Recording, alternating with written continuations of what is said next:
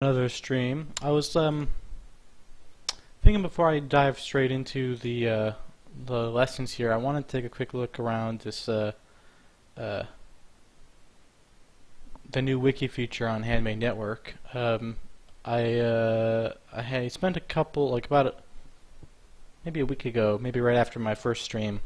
I spent a little time poking around on what they've got, and I haven't seen anything since then. So there might be new stuff on there. But I also want to just, while I'm on stream, propose a few questions for people who are watching, and maybe start talking about wiki ideas now that I can actually see it and think about it more concretely. So,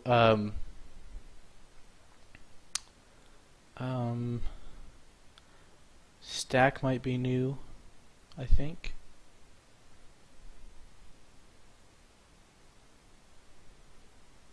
Is this one new? This might be new. I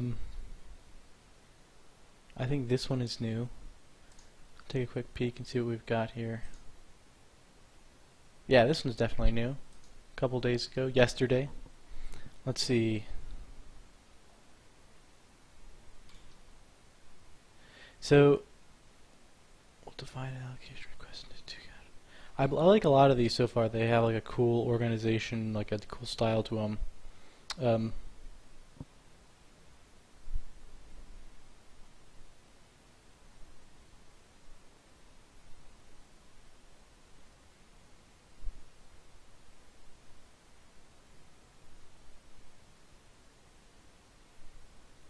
Allocations of a fairly granularity.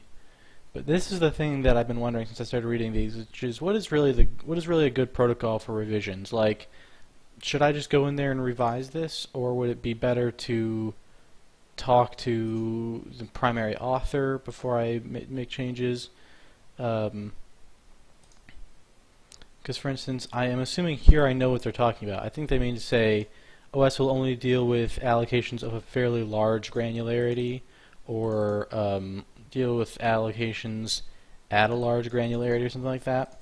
But I don't really want to just go in there and assume I knew exactly what they had in mind, and I don't know what exactly. I don't think there's a very clear consensus or even really a concept yet of what the attitude is towards making edits on the Handmade Network wiki. The other thing I've noticed is there's no sort of like if I go talk, for instance, I could add comments, but I could add comments about it, but I can't really, like in Wikipedia, for instance, I can make a suggested edit to a particular section, whereas here it looks like the only kinds of edits you can make are to the whole thing at once. And doing it per section is actually pretty important because it makes the sort of history more manageable. Like if I go in here right now and I make this edit,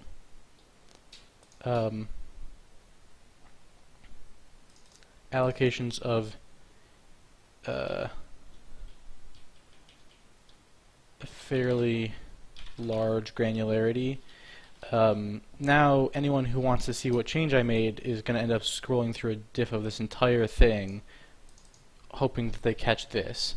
And I actually had this occur to me once already looking through one of the other histories, which was that there was a pretty large article that someone made a change in, and I wanted to see where did they make this change, and it was like right in the middle somewhere. And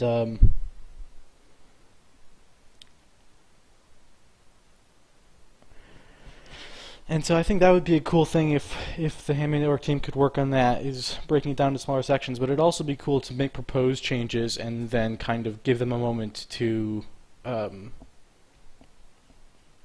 sit there and gather more eyeballs. I know like Wikipedia doesn't actually work this way though.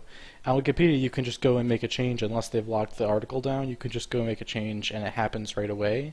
But even then that you can look through the history and make comments on edits, which I don't think is possible here. Again, I think the combination of that with this current system wouldn't be as great as the combination of that with a sectioned off edit where you edit by section kind of thing.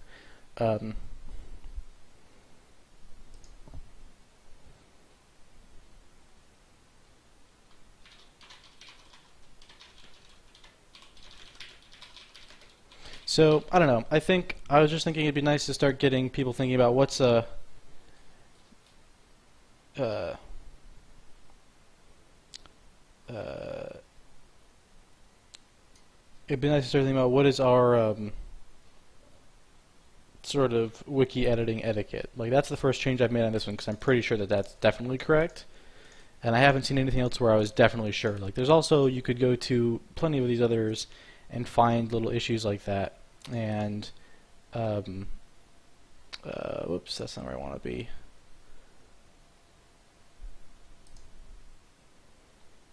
Wiki.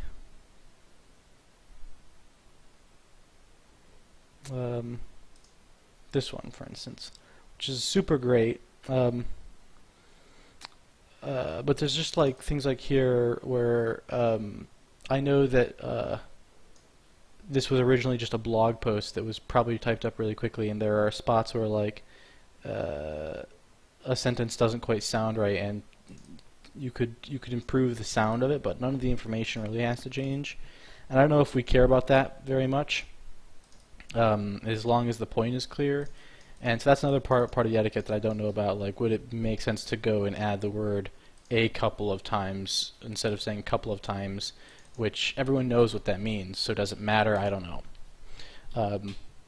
But yeah, at some point it'd be cool to have an idea of what's the wiki etiquette for edits, and is this system going to get any more features like section editing? Anyway, I just wanted to point this stuff out because while we're on stream here, maybe you guys have some ideas or people can start thinking about it. But I'm going to switch over to lessons now. Where did I store this? Is it in my documents? I don't actually know where I put this. Is it under W?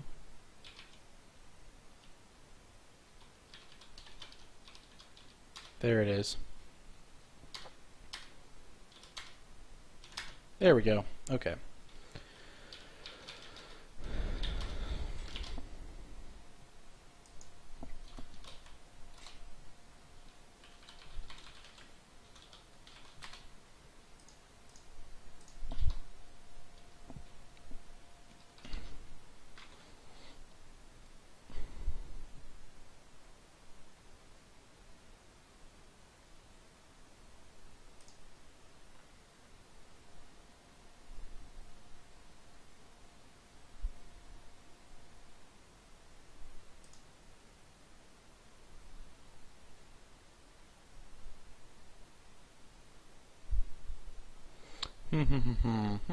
Okay, so anyway, yeah, that's Eisber points out the other interesting thing about on Wikipedia. There's not really a danger of like, oh, I don't know if this is a good idea to make an edit, because your edits will almost certainly be reverted if they like they're corrected very quickly. And on the Handmade Network Wikipedia wiki, if you put something wrong in there, it's not clear how long that could stand before someone actually fixes it.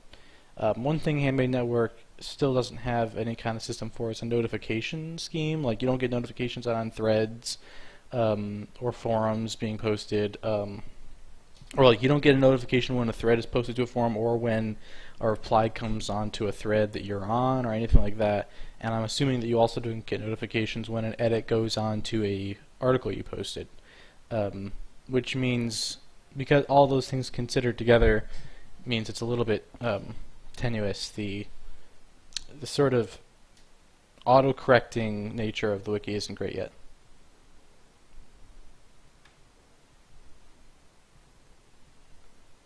Yeah, I'm hoping so. I just want to start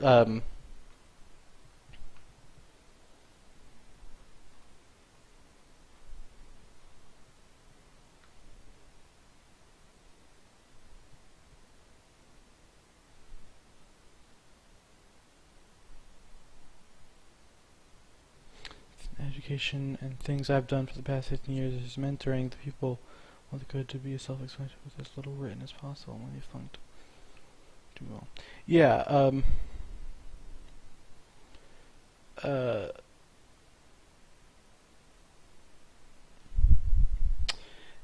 these are the kinds of questions that I want to start, thinking about, because the team at Handmade Network is still working on the wiki right now, and it'd be nice to start getting ideas of concrete things that we can point to that are like, hey, the wiki's really going to need this to really take off. And just glancing at it for a moment you start getting ideas. So I'm just raising the topic on my stream right now so that anyone who happens to be watching can offer some ideas, and I'll try to pass some of it on to the team so that a stronger sort of cohesive plan can be made about what's the editing etiquette, what's the sort of the style of thing that we're looking for, and what are features that we really still need, like image hosting, like all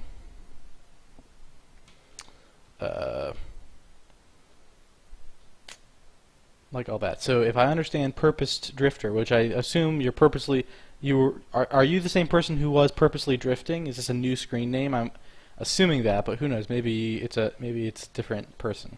But I'm assuming what you're saying is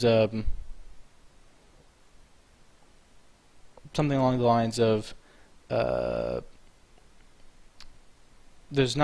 might not be that important what the English looks like, and in fact it might be good to try to minimize the amount of English that has to show up at all and focus on just the code, which might be the case, but this kind of style question I think is something the community is going to decide on over time, and I just wanted to see where everyone is. Everyone who attends my stream, I was curious to see where everyone lands right now. So, anyway,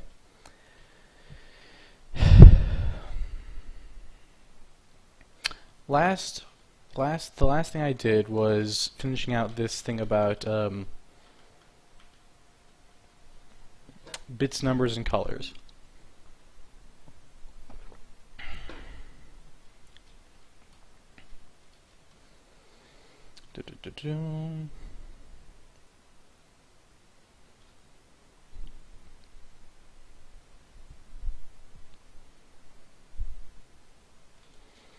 Okay. So yeah, in that one I basically get all the way through the ideas of wrapping over at the value 255, associating bit patterns to numbers and numbers to shades of gray. So we're fully ready now to appreciate the connection between the math that we do, the arithmetic that we do, and the colors that we get.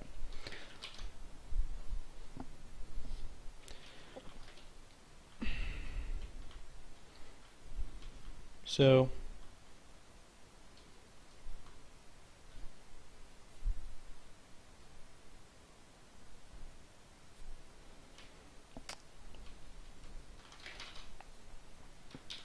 I also want to pull up the code that goes with this. All right.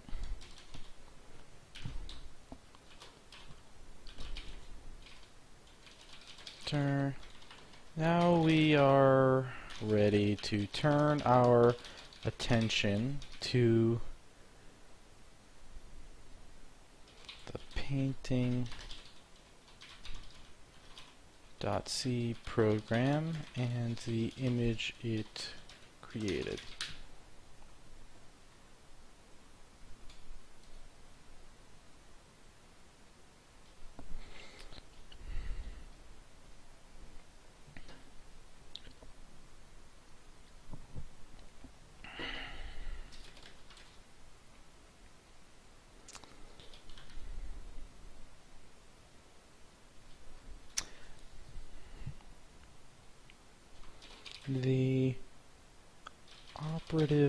The most important line for the program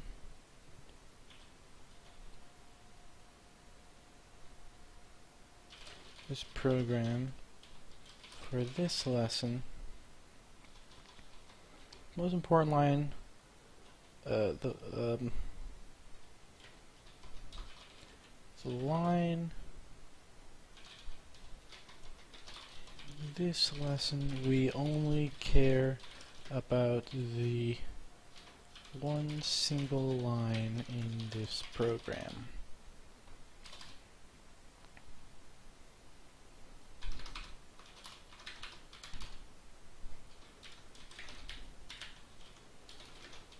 This is the line that determines what color will, what determines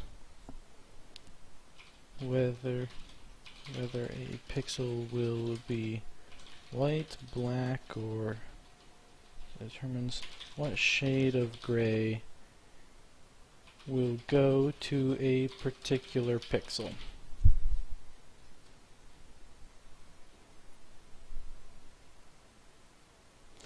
Gen5 asks, do you use the default 4-quarter custom file or do you have your own? I mostly use the default one. The only exception is that I have a few experimental things that I've decided not to ship yet that always overbind those. So I have a file that I don't actually build the default bindings. I build a different thing that adds a few more, like, or rebinds a few things to behave differently. So like experimental stuff that I'm not sure is ready yet, or that is super particular to me, goes there.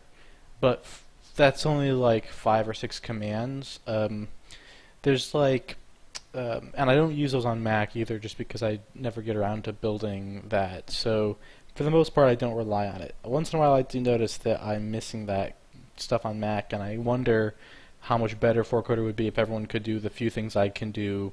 Like, I don't know if I've moved this stuff here, the moving the scopes around. I think that's now available.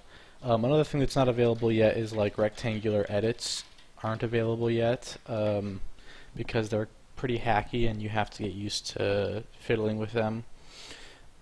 So like I've spent some time getting used to what does and doesn't work in the rectangular edit system, so I'm used to it and it speeds me up. But it's not actually good yet.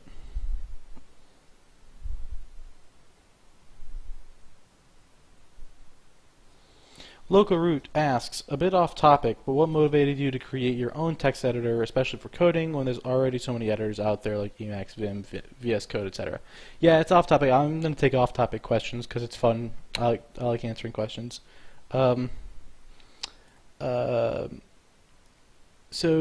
really, when I started, it wasn't about like making a thing that people would care to use. Like, that wasn't really what I was going for. I sort of started off as just like an experiment to see if I could make something harder than I had made before, which might sound odd to think the text editor is a hard thing to make, especially when you first start working on it. It's not that hard to make, but it really did just start as like, let me see the limit, let me see how far I can go with this kind of thing, as a learning experience. And as I was working on it, I started finding very obvious ways that I could outperform very basic stuff like Emacs and Vim, and other ways where it'd be very hard to outperform them. But by focusing on the things that I saw that were easy gaps to bridge, I started making something that actually people were interested in. So that kind of evolved organically from just starting off as a sort of experimental thing. But more importantly than that, I didn't really set off to make a text editor. It's more that I stumbled into making a text editor when I was trying to make a code editor, and at some point I'd like to start from scratch and actually see if I could do a code editor, but it's much harder. The vision of what I thought a code editor would be the first time I did it is not the vision I have now, and it'd be a very different kind of project, so I'm not sure that that'll happen anytime soon.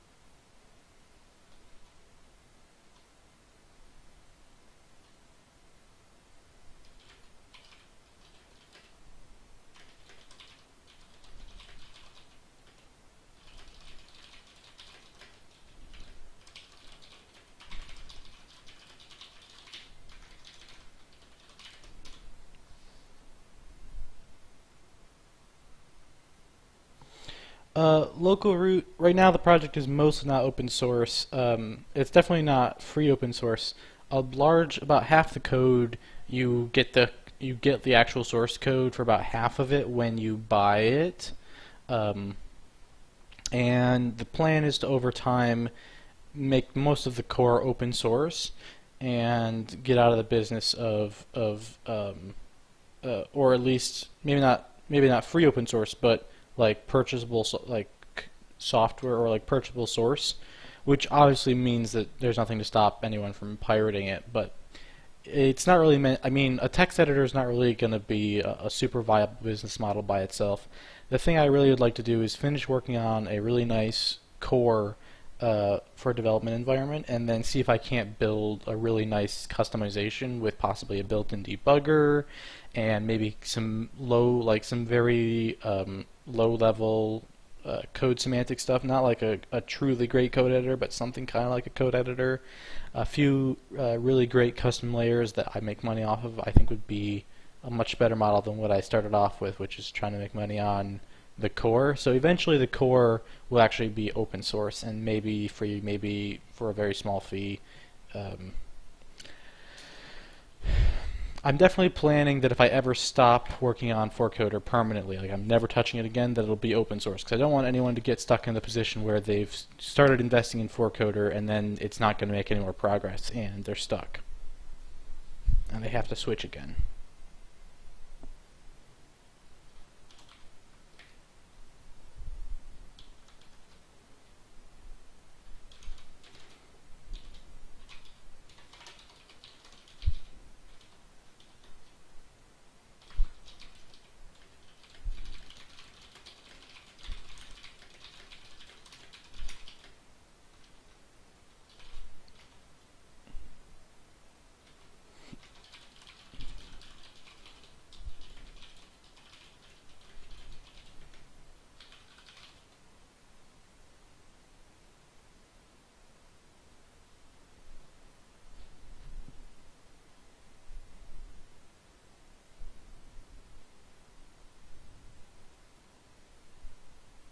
So W is the name of the new variable that is being computed and that goes out to the colors and that goes out to the pixel, something like this.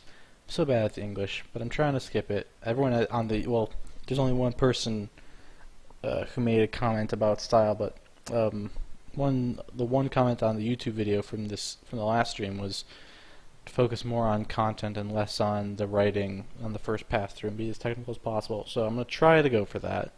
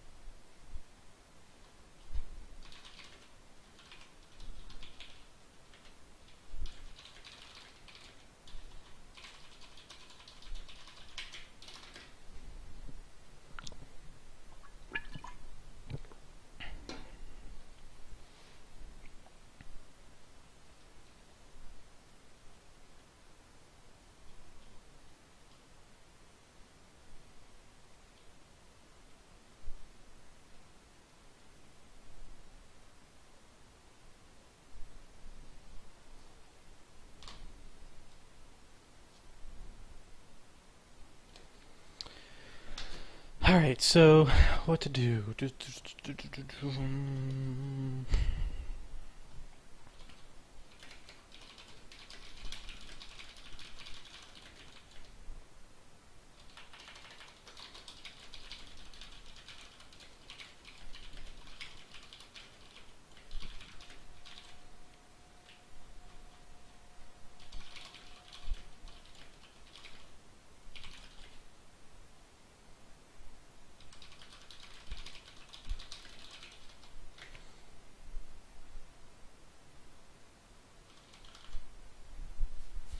Alright, so maybe we should start with some experiments of playing with no math at all and actually build up simpler stuff. Um, uh,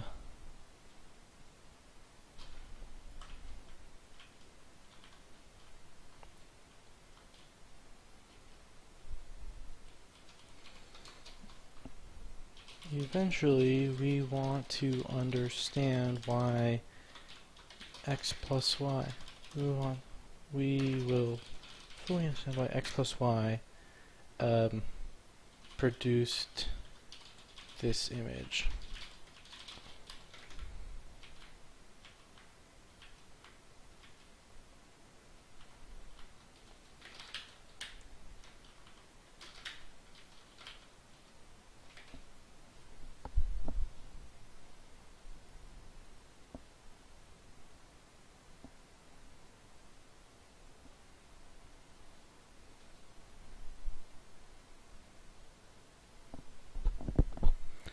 Hi, Sir Waffle Gaiman. Yeah, I'm working on. Sometimes when I stream, I actually program in C or C++, but right now I'm working on programming lessons. So I'm actually writing a lesson in order for people to learn from later. But they're kind of rough lessons right now. So if you're watching, you'll be watching me work out the best way to teach a concept, which maybe is a good way to learn it. I don't know. But right now, we're dealing with the very basic idea of it's a pretty beginner series of lessons, and right now we're dealing with the very basic concept of math operators, or arithmetic operators, I should say.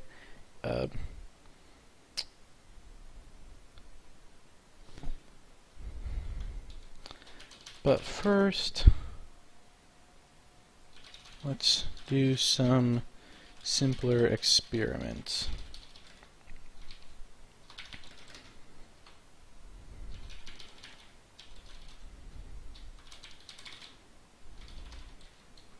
Literal numbers. Let's try running this program again, but changing how we compute W to see how the image changes.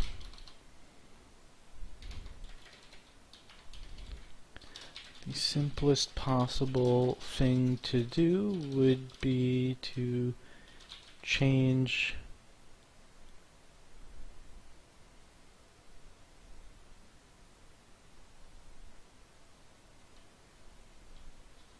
to replace the x plus y line with this.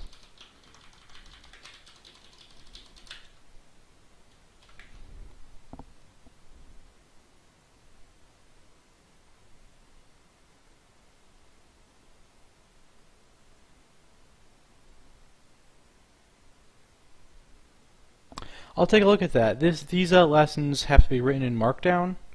They're all, the plan is to put them on this wiki right here. That's where they're going to be hosted first, at least. Probably only for a while, I don't know. But this wiki system uses Markdown, so that's what they're being written in. And I spent a little bit of time practicing Markdown to the point that I know how to format it.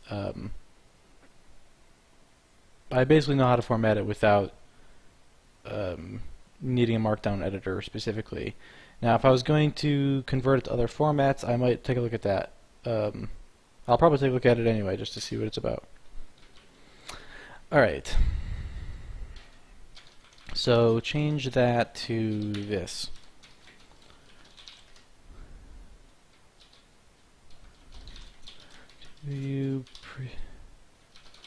What image do you think this? Take a moment and predict what image this.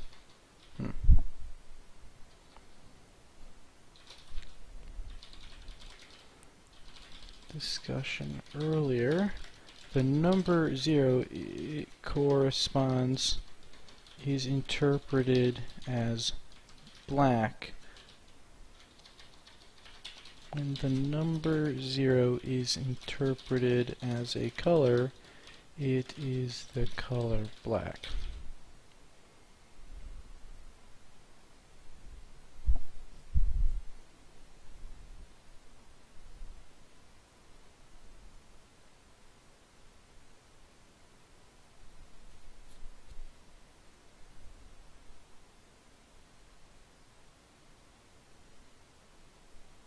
Neat, neat.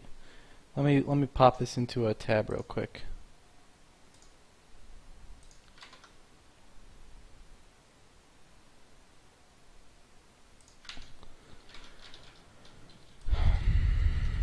I will check that out after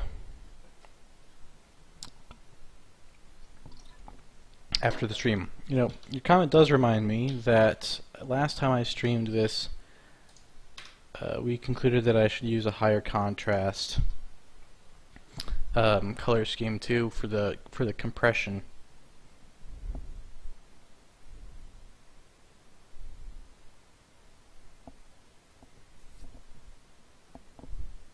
All right.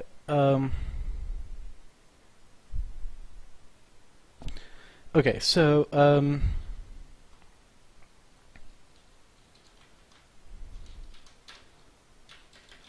if every pixel is going to have the number 0 in it, it will also, then they will also all have the color black.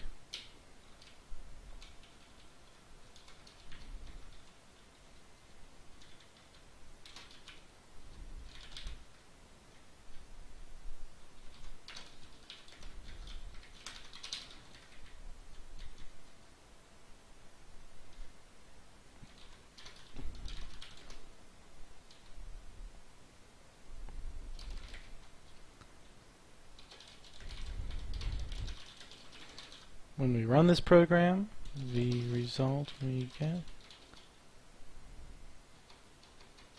this should be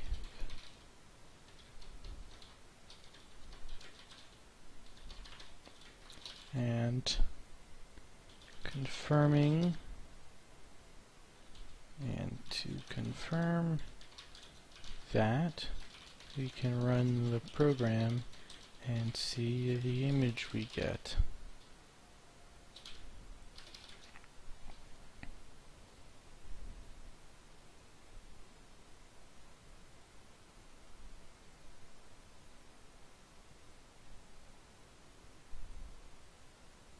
Hey, Flying Solomon, thanks for coming to say hi.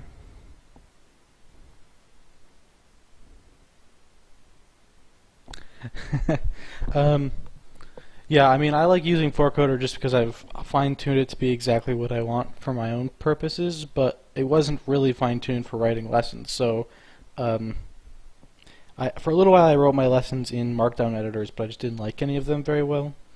If I find a good way to do this kind of thing that isn't 4Coder, I wouldn't be opposed to switching to it. It's just haven't seen it yet, so maybe this will be the thing. But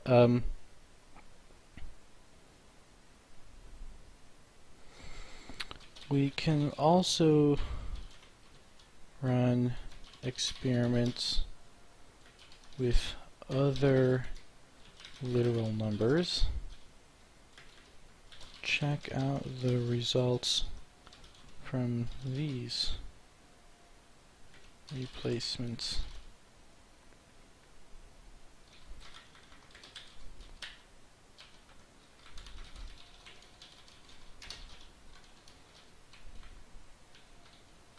Now, one thing I don't know about is if I put 256 there, would it...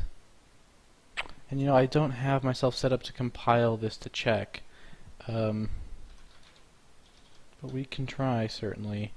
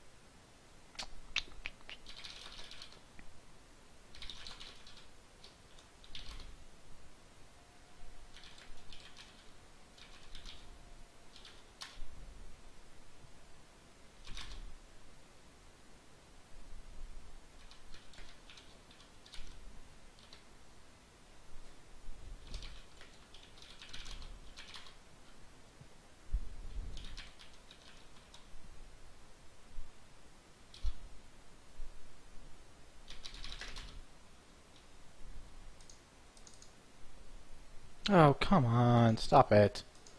Go away.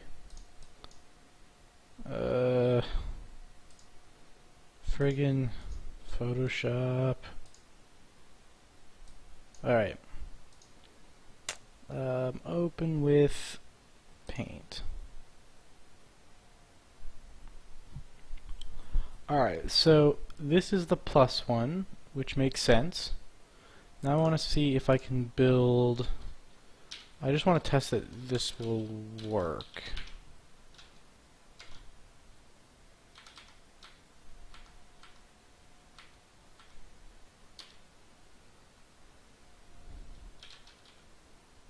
Painting.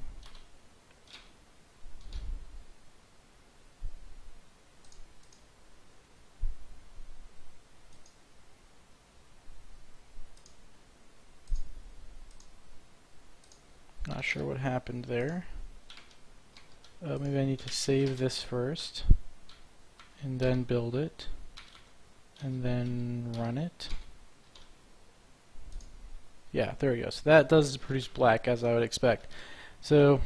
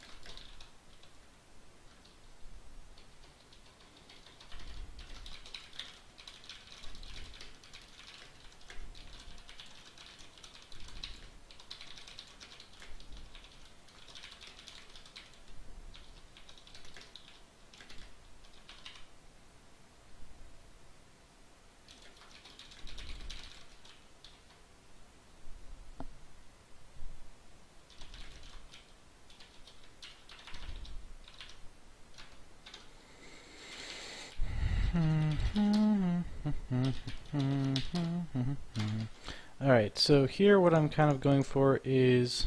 yeah, that didn't work. I gotta remember to save this one. I'm gonna put that up there so I don't keep forgetting.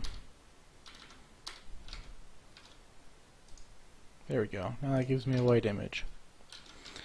So that idea there is to explore the idea of wrapping directly.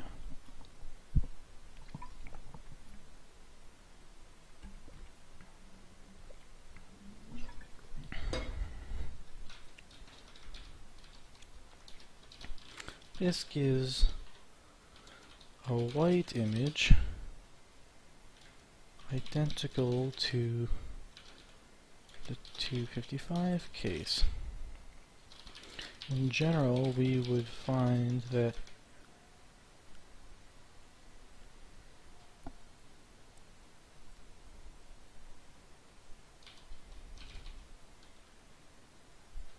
there is a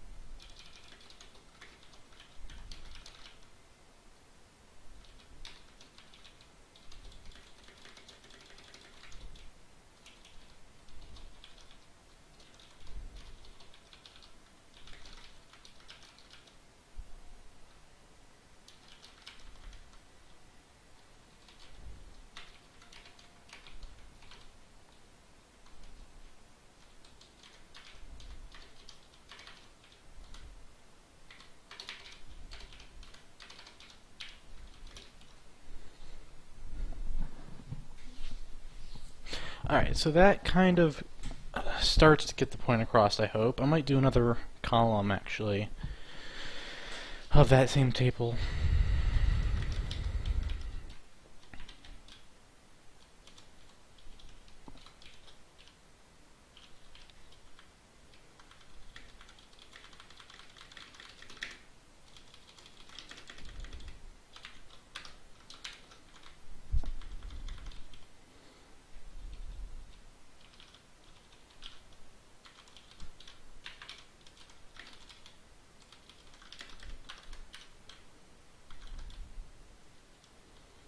So let's see, this one here would be 1023, right? No, that's not right. That's too big. 512 plus 256, 768, right? 767.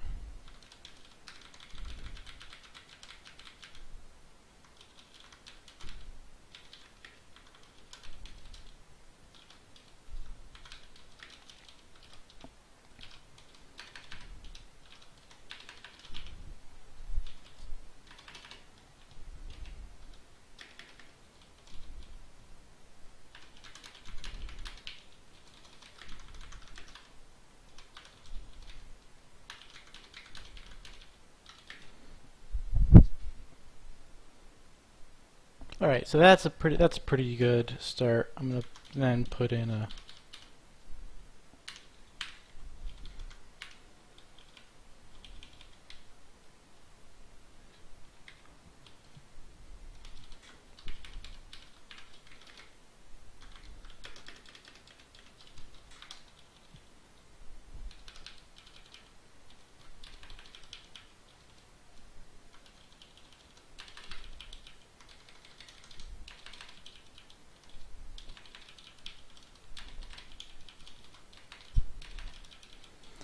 dot dot dot there. Okay, so that table is meant to demonstrate the idea of how wrapping works at basically any integer, any positive integer. Because that'll become important as we start looking at things wrapping on these images like the plus.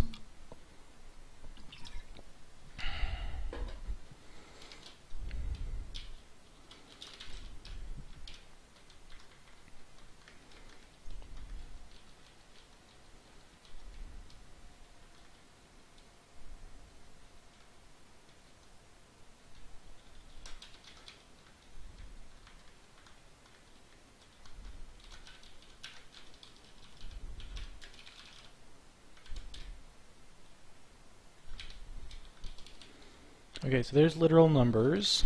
Now, I'm going to call this wrapping, and then we're going to go on to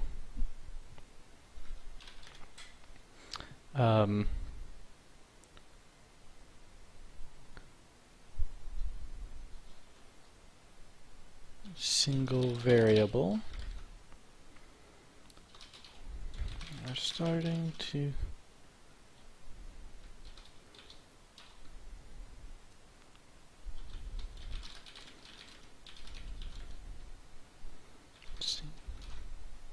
literal numbers, being able to understand literal numbers and wrapping. Let's move slightly closer to the x plus y case that we are trying to make.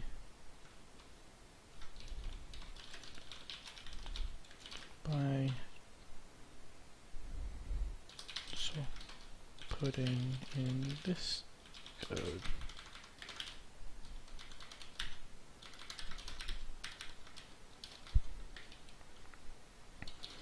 The image that comes from this is image.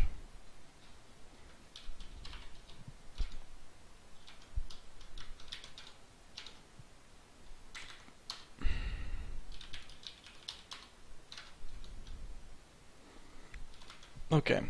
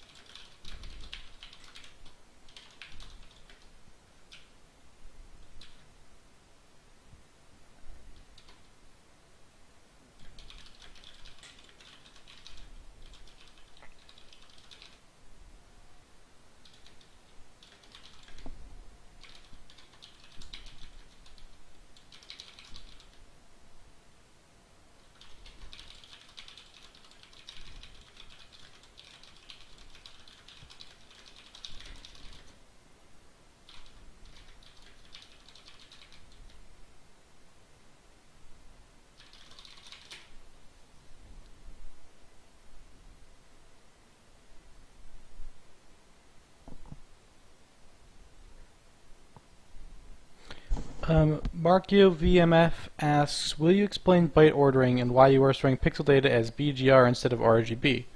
Yeah, I can do that. So let's do a quick experiment here. Yeah. So there. We're going to ignore the W and we're just going to put red in every pixel, right?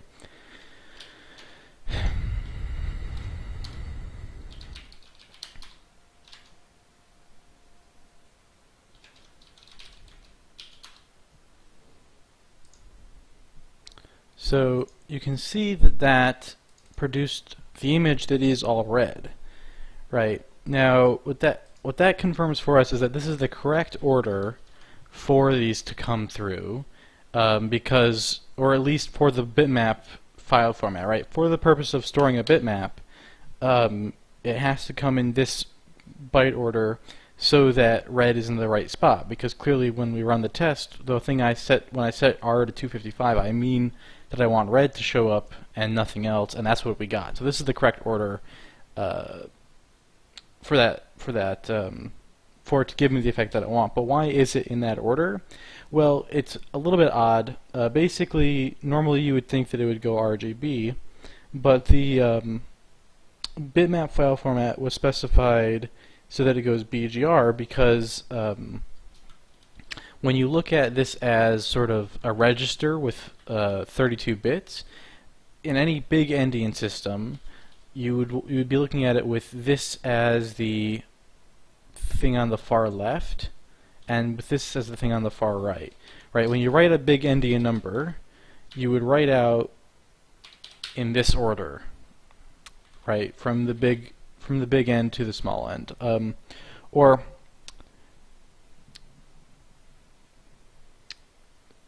let me put it a different way because that's a little bit wrong basically. So if you load this in big endian order, the big end is this end, but the point is that when you load the memory, this is the first thing you see, then you see this, then you see this, then you see this.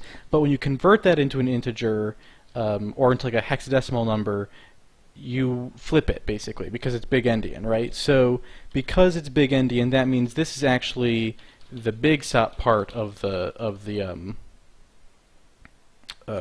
thing, right? But when you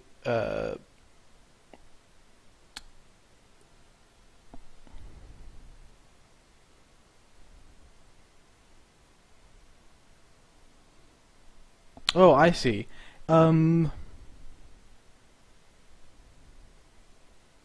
That's a good question. Will I cover why it comes in that order? I think I will in a later lesson. I'm still a little confused about the big endian thing. Maybe it was small endian when they first specified the format, or maybe the register reads out differently. I'd have to go back and look at that history there. But forgetting that, because I was forgetting the correct details of how to flip it this way and that way to make it make sense, the lessons will eventually cover the bitmap file format. That is the plan.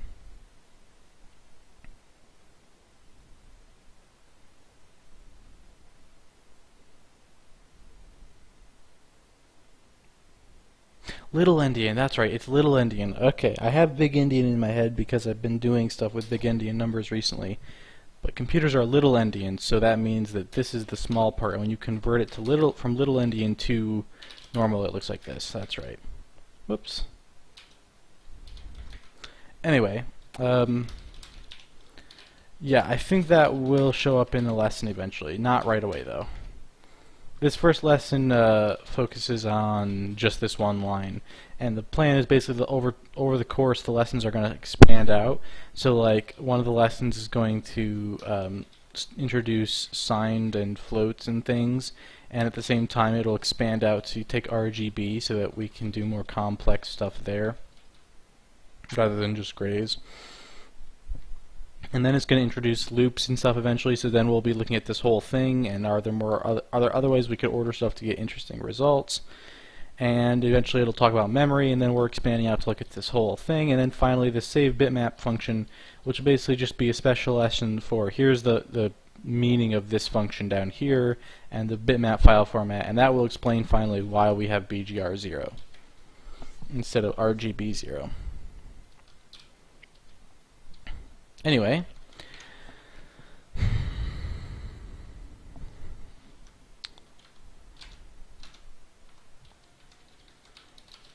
we could get a similar result by trying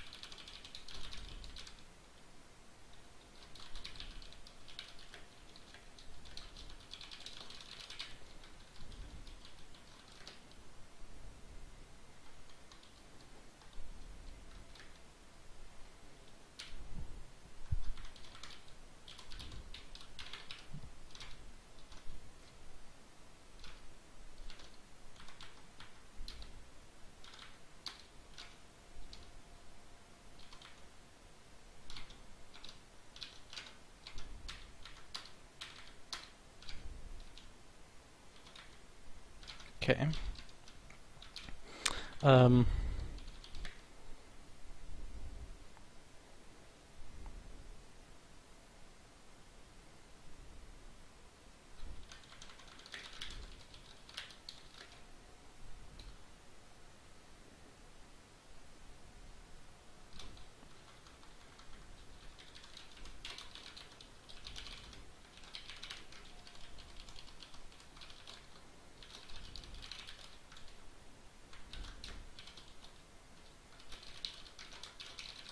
All right, arithmetic operators.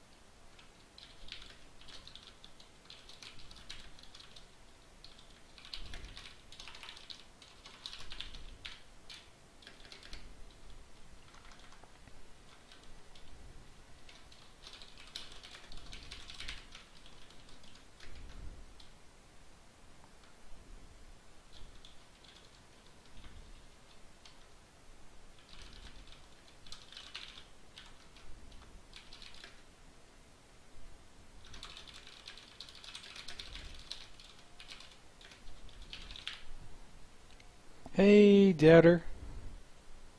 How's it going?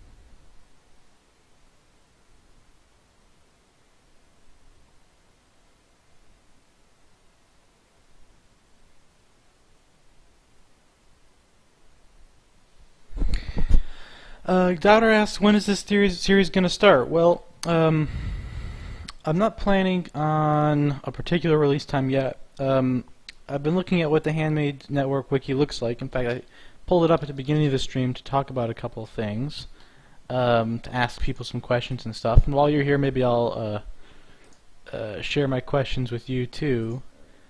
But hopefully it'll be up here pretty soon. I'd like to get at least the second full lesson done before I start posting the first one. Plus, I feel like I might want to review the first one again. I hope it won't be too long, but I can't say for sure. But the other thing you should know is I'm not really planning on doing a very scheduled release for it, so much as putting one thing out at a time when I think it's ready, and then dealing with feedback in real usage from actual users, and then modifying from there. But I was looking at the wiki over the last week or so, looking at different various things it's got, and so while I've got you here, because it sounds like you didn't catch the beginning of my stream, probably since you're showing up now anyway. So I was looking at this, for instance, and this sentence was missing the word large here. It just said of a fairly granularity, which I'm pretty sure it meant to say of a fairly large granularity. And so I just popped that in there. But it occurs to me looking at this, and just going through and doing basic stuff editing, that we as a community need to figure out exactly what we want out of the wiki and help the Handmade Network team to know what the most important features are. And so, like, one thing I noticed right away is that, unlike Wikipedia, these wikis aren't sectioned in any way. So you either edit the whole thing or nothing. Like, when I go in to make this edit, for the word large, I'm technically editing the whole thing. And that's not necessarily great, because it makes it hard to track the improvement of a particular section over time, when other edits to other sections are interleaved between the edits to this section, and it also makes it hard to go, like, what got changed in this edit? What's the change that happened? It's a small change in a large thing is, like, harder to find. So that's one thing I noted at the beginning of the stream. I also noted that we don't really have any kind of way to discuss edits before they get applied, or to propose an edit tentatively that we're really sure will work, because if I hit talk, I don't know who gets notified or if anyone gets notified or what's going on there. So, and then finally there's the question of, as a community, what's the etiquette we actually want to follow about when it's a good idea to make a change and when it's not a good idea to make a change. So with all those things considered, if you have any additional thoughts about Wiki, I'd love to hear them, and we'll try to make sure we pass those along to the team, because getting that stuff figured out will be important for how the lessons come out too. Because lessons will basically just be Wiki articles, for the most part, as far as I understand. So, yeah. Yeah, knowing what we need to do as a community to build that will make it easier to figure out what we want to do, or will make it easier for me to get these lessons out, is what I mean to say, and then they can start getting edited and improved via the self-correcting process that hopefully starts working.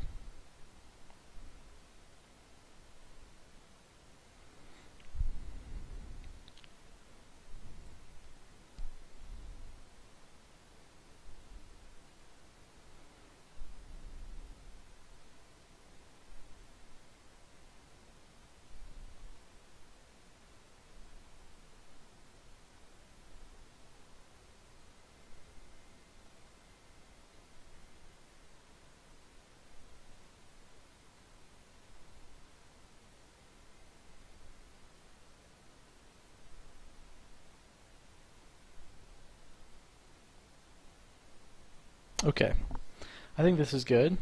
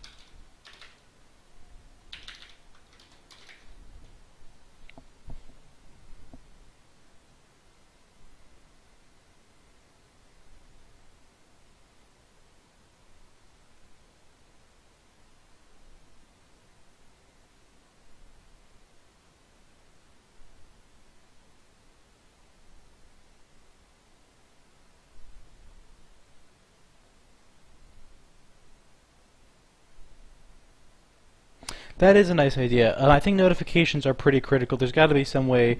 This is a thing that Handmade Network website has missed from the day one, which is the ability to notify people or to at least subscribe to a particular thread or something. And I think it's even more important for a wiki. If I author a wiki page and I want to make sure that other people's edits are only improving it, that would be really helpful. Otherwise, you have to like police it and go check for edits every day or something, and it's just that's a lot of work. It's a pain in the butt. So notifications are a big deal. I think more ways of discussing issues, and some of that stuff the community will evolve over time. Like it already has a talk feature, so it isn't impossible to discuss it. It's just it's not really being used yet. And part of that might be that there are features that are missing, but it might also be that the forum method is just not the great method for it. On the other hand, if a discussion happens to decide how a certain thing should be formed, and that happens over IRC, should that all be logged and made public so that everyone else can see the reasoning that went into it? Or do we just have those discussions every few weeks when another person comes along and wants to make the same change that got rejected 2 weeks ago in the IRC channel? Like, these are things that we're just gonna have to see what works over time, basically.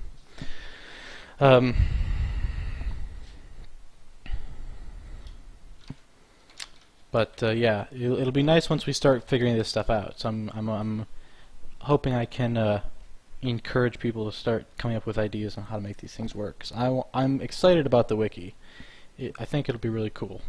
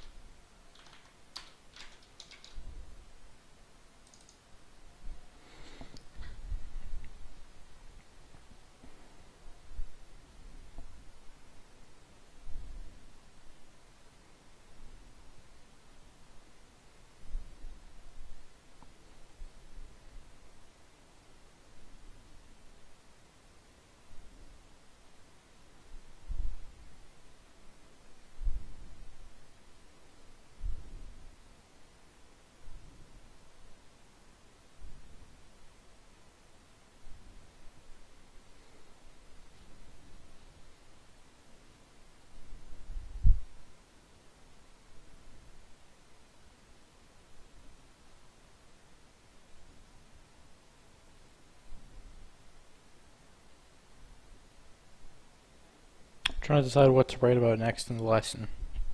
So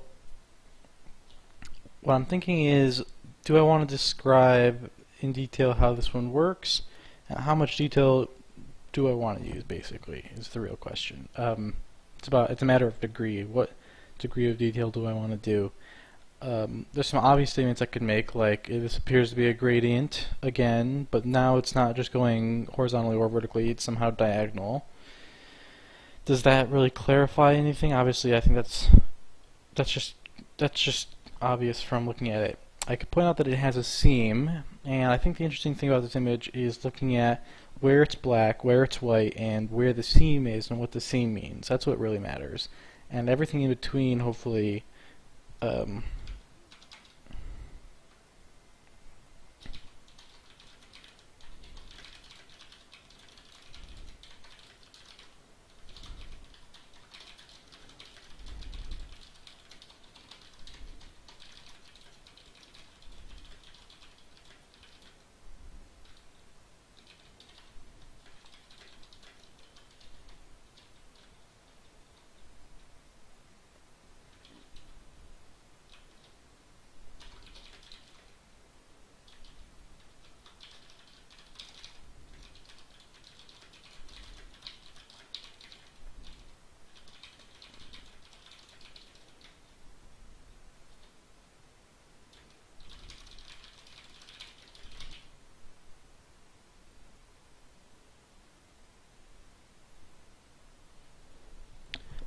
yeah, I've talked about colors already, so I'll just fill you in, because I think reviewing this will help me place this all in context of where we're going right now anyway. So the first big section in this draft is bits, numbers, and colors. And basically what it starts off with talking about is how do computers represent things other than 1 and 0. And it shows, like, alright, well, a byte, for instance, contains a bunch of bits, and so at the very least we have sets of bit patterns But those are still ones and zeros ultimately. So how does that help? And then it's like, well, each bit pattern we can assign a number to that bit pattern, and so doing that this way, we can now represent these things. Now we're not really, the idea sort of, we're not really storing 255, we're really storing this bit pattern, but hey, this bit pattern means 255. And then the question is, okay, but how do we do colors, right? And then I can say, well, each of those numbers, we can assign a color to it. So like 0 is black, 255 is white, and everything in between is a shade of gray, stepping from black to white smoothly. And then finally, how do we deal with the fact that, does that mean one, like in all ones, is that a 255 or is that a white? How do I know which one it is when I look at it? And the answer is that, it all comes down to the way you use the thing when you look at it, right? What is stored there is just a pattern of ones, and that what it means depends on what you do with it, how you use it, how you interpret it. So this sort of sets up the idea of the mapping between bit patterns, numbers, and colors, and the way that you don't really do anything to convert between them. It's just the computer treats them as meaning a certain thing given the way you're using them. So when you send a pixel to a screen that says 255, it comes out as white. When you're doing arithmetic, it's the number 255. Right? And then this section has basically been about different simpler things, simpler than x plus y. So like plugging in numbers 255, 0, 128, and then 256, 511 to talk about wrapping. And this here is sort of a table demonstrating the concept of wrapping again. And then here I did like looking at the gradients formed by variables, and then the gradients with themes formed by adding things to variables. And finally, we're going to look at x plus y. So they've seen basically everything they need. This is just an application of everything that they've learned so far. There's nothing new this time. We can verify that it makes sense given everything we know so far.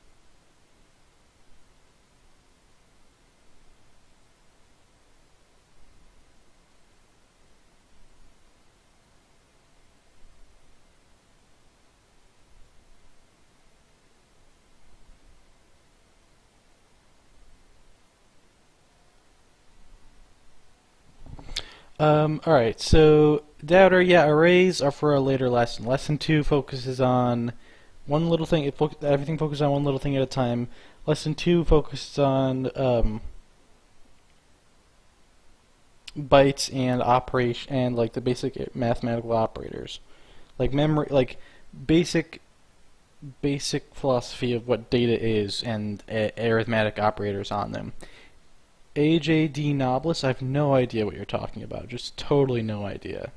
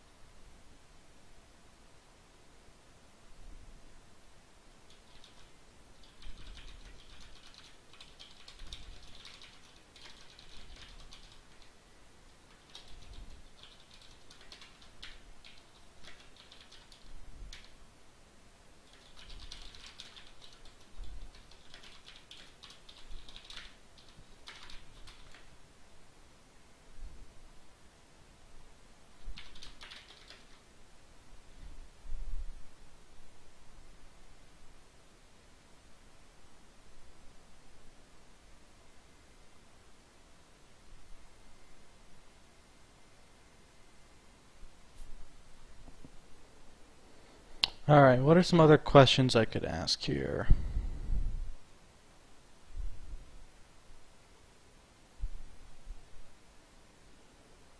I want to ask about the seam still.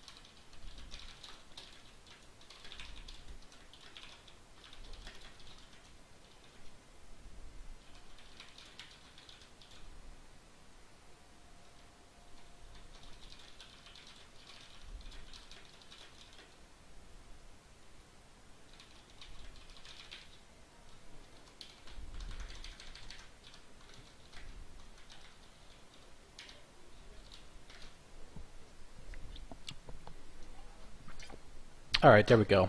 That should do the trick.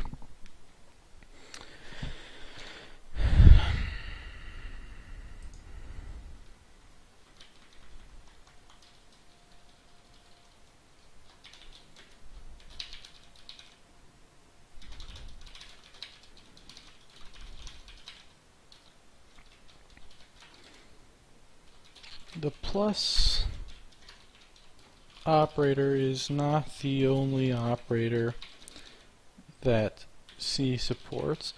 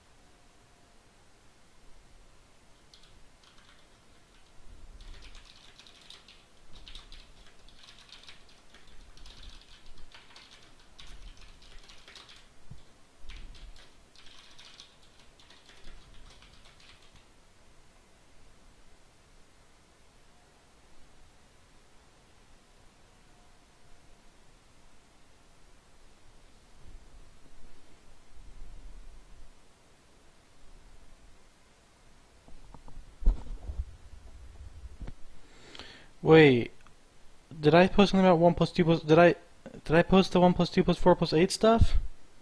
You know, I was actually just thinking about that this morning. I might take a break from the writing lessons to tell you some other crazy stuff I was thinking about this morning. But,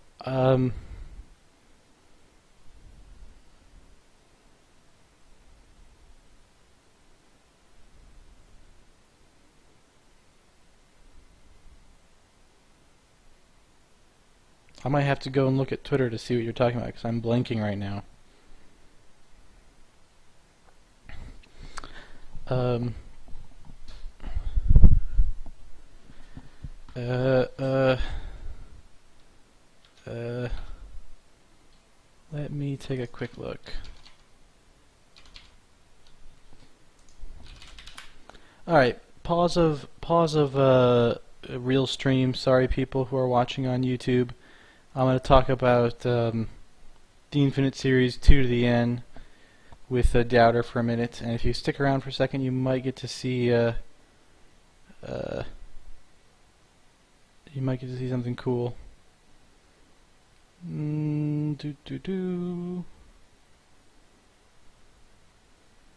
Alright. Stream, yes. Different approach to Casey.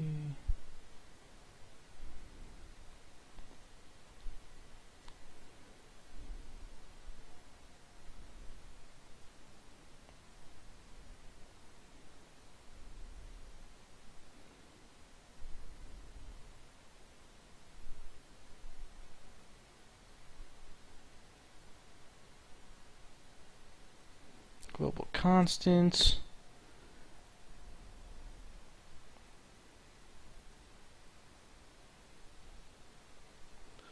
Uh-oh, I'm not seeing it. I mean, I've definitely talked about this before, but I'm not remembering or seeing it right now.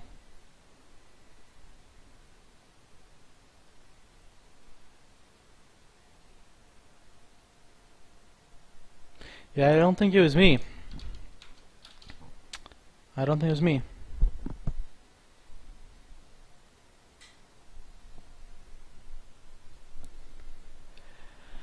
So, if you're talking about what I think you're talking about, it's the following, which is kind of neat. So, if you take the sum from I equals 0 to infinity of 2 to the, well, let's call it n, this should be a divergent series that you can't sum, which it is in normal calculus.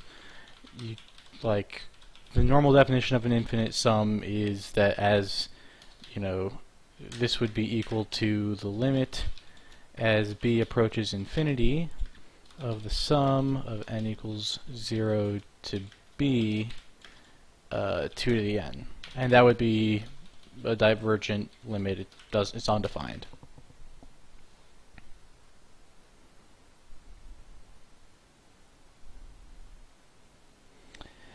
So,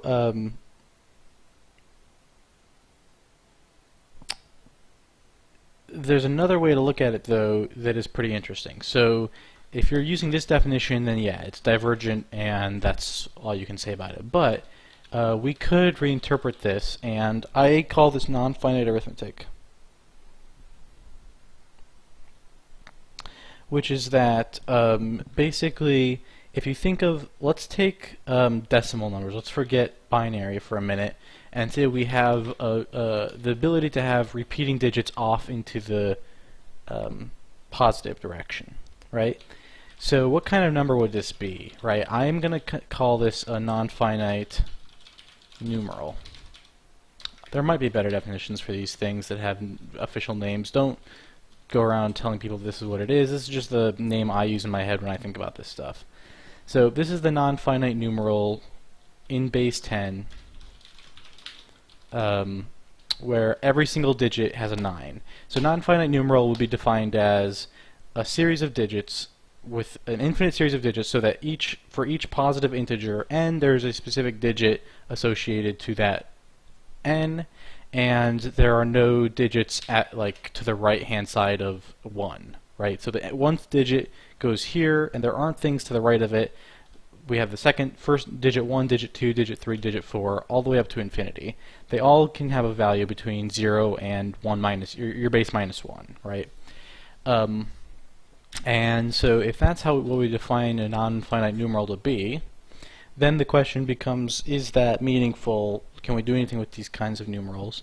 And it turns out if you define a few other things like addition between non-finite numerals, there's a somewhat natural way to define the addition of this to the 0 repeating 1,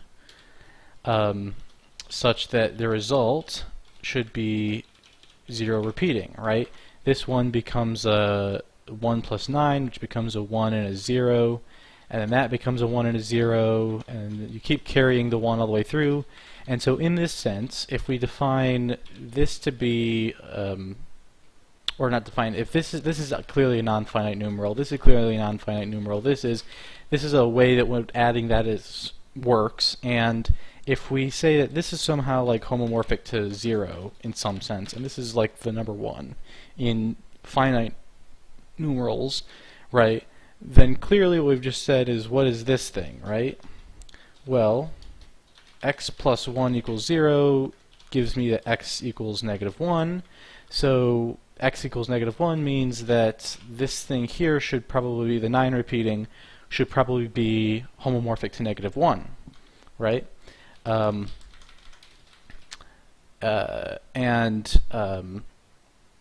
definition of homomorphic is, I'm not giving a good one right now, but basically the finite version of this is like 2's complement, right? If you look at this in binary and with a finite number of digits, that's the idea that, like, oh, if this is the bit pattern for 255, well, if we want negative numbers, this plus 1 equals 0, then this should really be our negative 1, right? That's the idea of 2's complement, is to treat this as negative 1 because it plus 1 gives you 0.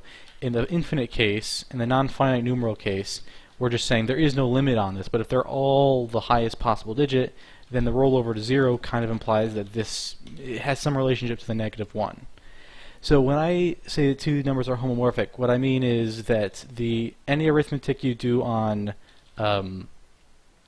their finite numerals will produce a number which is homomorphic, will produce a finite numeral which is homomorphic to a non-finite numeral if and only if the same, basically that you can do conversions before or after in any sequence and get the same results. And basically this works for every operation except for division, which is what I was thinking about this morning. It's kind of neat. So here's some other cool stuff you could do. If this is negative 1 in base 10, then we could talk about, well, what should this be? Right? If this is homomorphic to our negative 1, well, I want to look at this one actually. What is 1 repeating homomorphic to? Well, clearly, before we look at that, we should be able to say that if I take this and add it to itself 9 times, 1, 2, 3, 4, 5, 6, 7, 8, 9, the definition, which I haven't actually given, of non-finite addition would give us that this 9 times, I'll put a comma after every third one, should be 0, 0, 0, 9.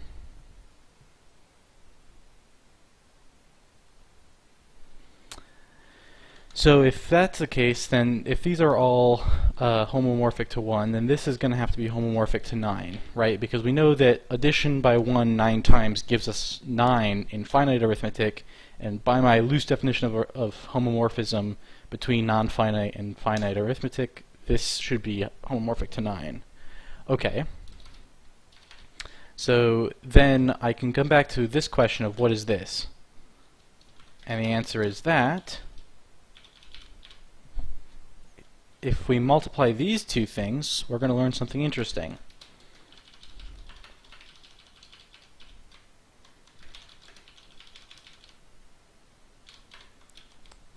Okay, so the multiplication of these two things, the multiplication can also be well defined for non-finite numerals, but I'm skipping the definition for now. Just trust me that this would be this, right? You can kind of see that this is intuitive. 9 times each of these would give me a 9 on each of those, right? If I have repeating ones, repeat every digit times a 9, we'll put a 9 there, and all the other digits of this number are 0, and so I don't add anything else to it, and we get this. And now we know that these are both homomorphic too. That's a 9, that's a -1. What is this homomorphic to? Well, x times 9 equals -1 implies that x equals -1/9, right? So now we have that this is homomorphic to -1/9. Alright, so that kind of makes some sense now when you really think about it. It means that 9 repeating, if we were to have a concept of division, which it turns out we can't have that, but if we could have that, then it would mean that division by 9 is 1/9, right? Like -1 divided by 9 should be 1/9, and that's kind of what we have here. Again, it will turn out that we actually don't have well-defined division. But,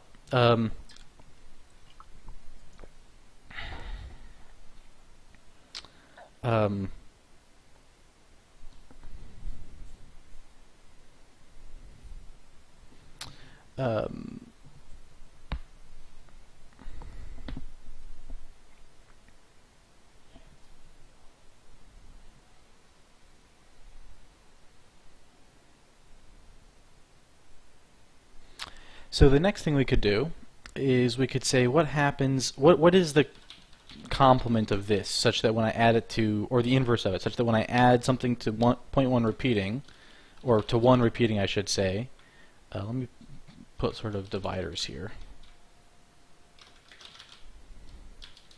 Alright, so what is the thing such that when I add it to this, I get 0? So this is working in a different direction. I'm going to ask, what is the non-finite numeral that I can put there, such that when I do the addition, I get zeros? Well, this first digit is only going to be influenced by the sum of these two digits, and the only way to get a 0 is to put a 9 here, right?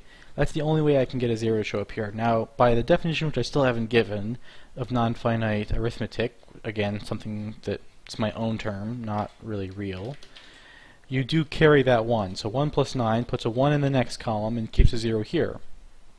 Okay, so 1 plus 1 plus what would give me 0? Well, in this case it's going to have to be an 8, and that's going to carry again, and we'll see now that I end up having to carry a 1 and put in another 8.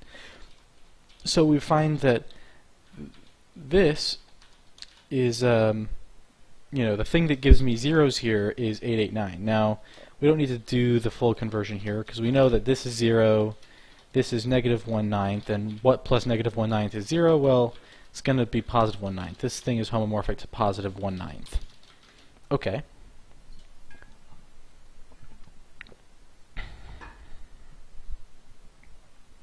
Alright, so if that's +1/9, or it's homomorphic to it, it's a different kind of object. 1/9 is a finite numeral, in particular it's a rational number. 8 repeating 9 is this other thing that's a non-finite numeral. They're not equal to each other, but there's some sort of homomorphism between them. But let's double check that, because we're looking for glitches. We're looking for a case where this thing breaks down and stops working, and if I can find one, I can say, ah, this whole system is poorly formed, and I should not think about it ever again.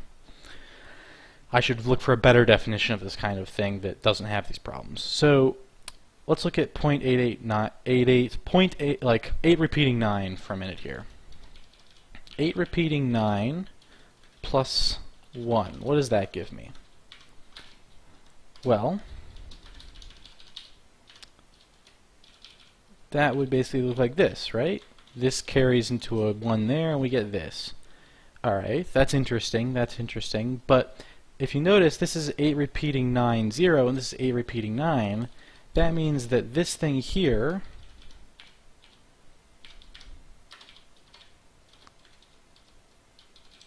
is the same as multiplying by 10, right? 0 repeating 1, 0.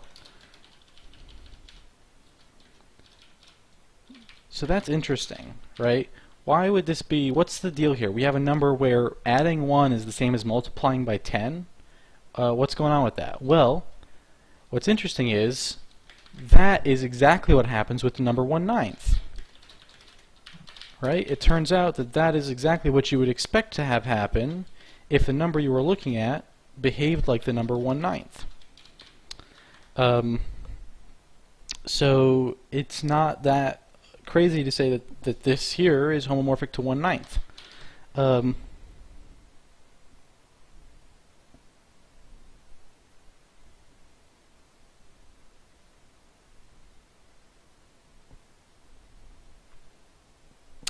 And yeah, this method of this sort of non-finite arithmetic for finding the sums to divergent series is kind of really interesting. So finally, you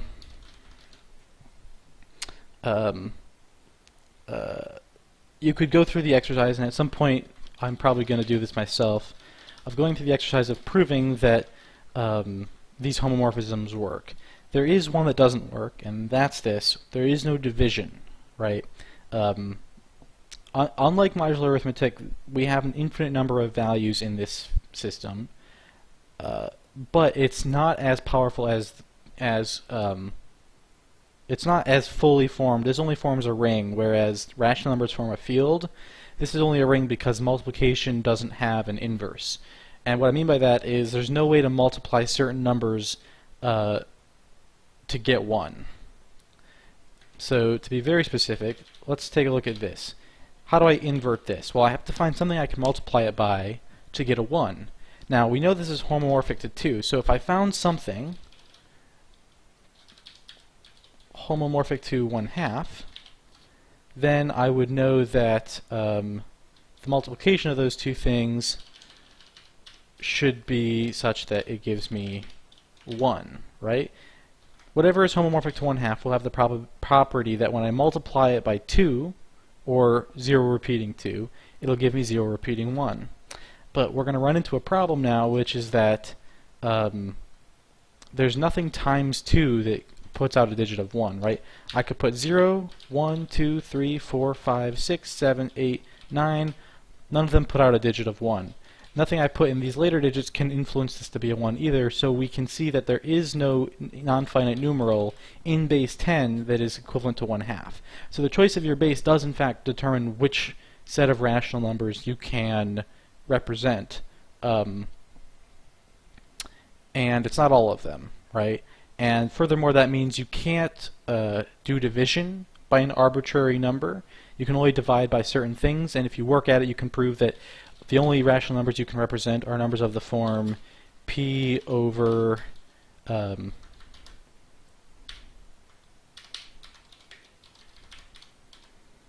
q to the, or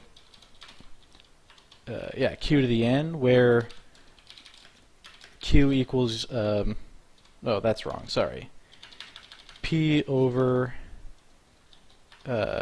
base to the n minus 1, basically. Whatever your base is, you can take that to any power and subtract 1, and that can be your denominator. But if your base is 10, for instance, there's no power of 10, which when you subtract 1 to it gives you an even denominator. So there's no way to get to 1/2. So in an odd base, you can always represent 1/2, and in an even base, you never can. And so in general, there are certain things you can never do with these kinds of numbers, as I've defined them here. You can never form polynomials, because polynomials need to be formed over a field. You can't really form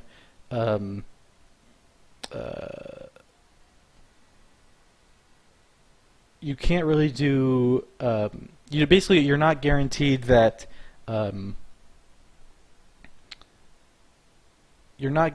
there's always a solution to an equation that involves multiplying your variable by a number, right? If I have some equation that's like x times infinite numeral whatever, like equals infinite numeral whatever,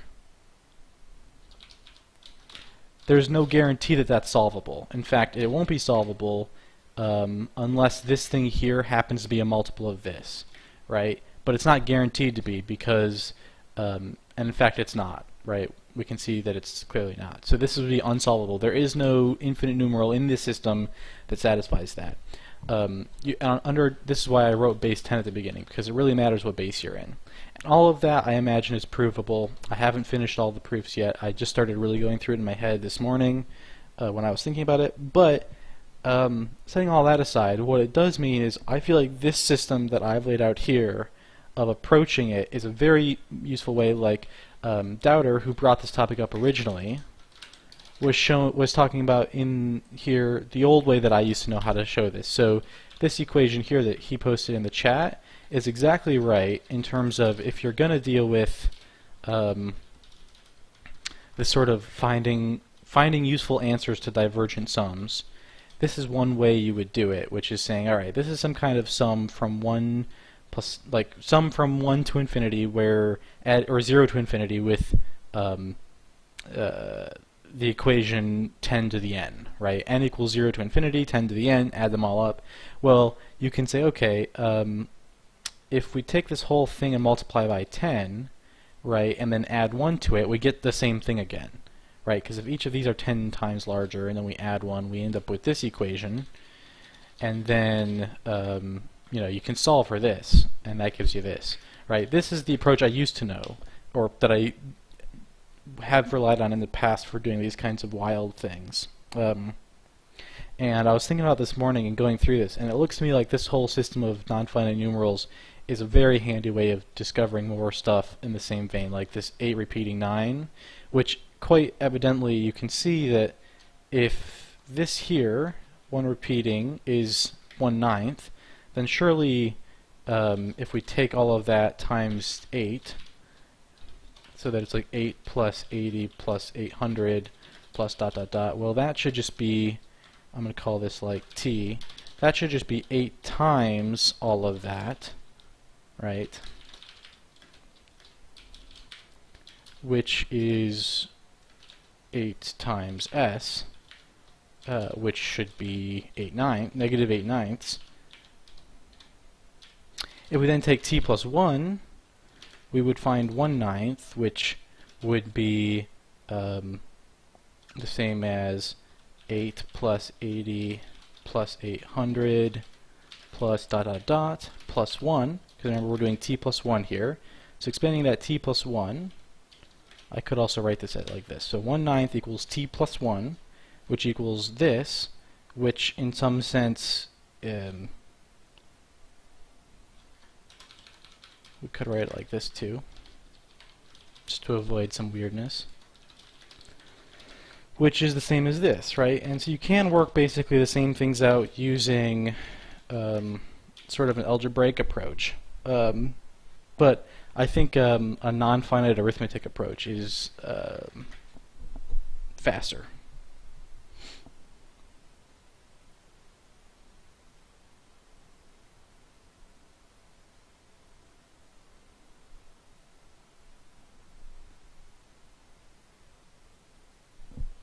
Yeah, and there's all kinds of other things you could imagine doing here to try to expand this to become a field. I haven't really explored that yet. At the very least, it's a useful way of exploring sums.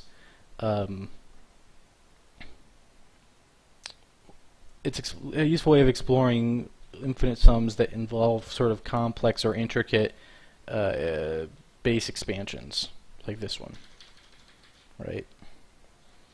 9 plus 80 plus 800. Like this would make it very easy to solve, for instance, non-finite arithmetic would make it very easy to solve something like what is 1 plus 20 plus 100 plus 2000 plus dot dot dot, right? Solving that is a little bit it's not crazy hard, but it's a little bit like daunting. You have to get more creative about how you're using this trick up here, right? Because you could imagine finding a way to do it. It's like, okay, well that's basically like, oh, that's 1 plus 20 plus 100 times u, right? And then you could work it out from there. But rather than having to be creative, you could also just go, okay, well that's repeating 2 1 2 1. Okay, well, clearly repeating 2, 1, 2, 1, if I were to factor out a 21, right, I would find that that is equal to repeating 0, 1, 0, 1 times 0 repeating 21, right? And 0, 1, 0, 1, well, what is that? That's basically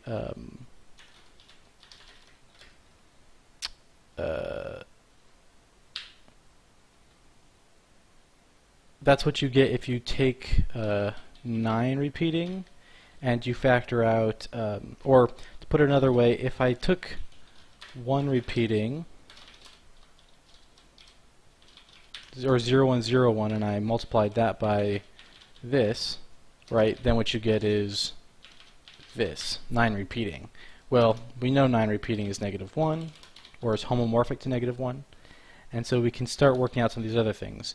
We know that this here should be homomorphic to 99, so this here is going to have to be homomorphic to -1 over 99, and then finally we can see that this here is going to have to be homomorphic to, let's see, so this is -199, this is 21, right? That has to be homomorphic to 21, so that has to be homomorphic to -199 times 21, or -21/99, right?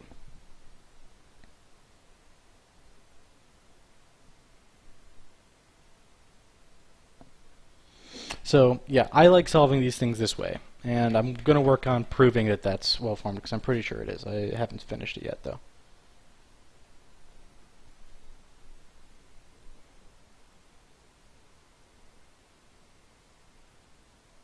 Okay, so you have another question, doubter, for how to do these kinds of things. So you want to look at the multiplication. Are you talking about this squared?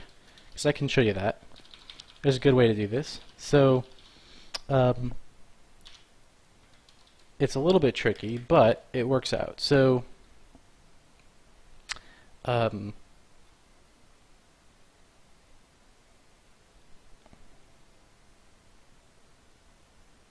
interestingly, that might also mean that I haven't got a full picture of this.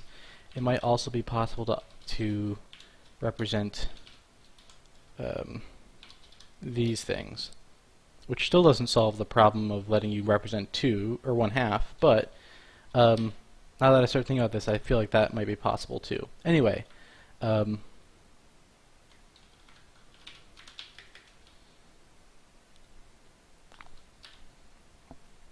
so here's the process, right? You can't. It's a little harder to do multiplication when you have repeating digits on both, but I have done it once. So let's see about this. The first line is going to be multiplying 1 by this. So it's just ... 1 1, right? That's just repeating 1. And then this kind of basically follows the same rule that normal multiplication follows. So the second digit gets multiplied by all of this, and we just shift everything over by 1 when we add it in. So we're still doing addition here, but we end up with this, right? And we can repeat this out for a few spots here, and it looks like this. And then the other thing we have to keep in mind is that it also repeats down here.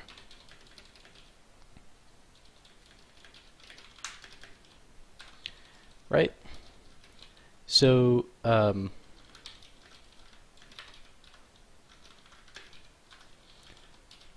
so it's repeating in all directions. Let me put in the diagonal repetition too. Okay, so it's going on forever in all these directions. So then we have to do a sum, which is going to get a little bit messy, but let's see if we can make some sense of it.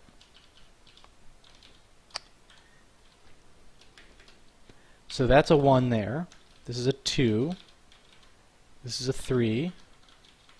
This is a 4. And if we keep going, clearly we're going to get all the way up to here. Now this is where things get a little confusing. What happens when we have 10 digits in a row? Well, we would end up with a 0 here, and then in this spot we would have a 1. But then that's getting added to an 11, and then a 12, and a 13, and a 14, and a 15, 16, 17, 18. When this gets added to a 19, we would get this, and then a 20 shows up here. And so it does look like this won't actually be a repeating thing.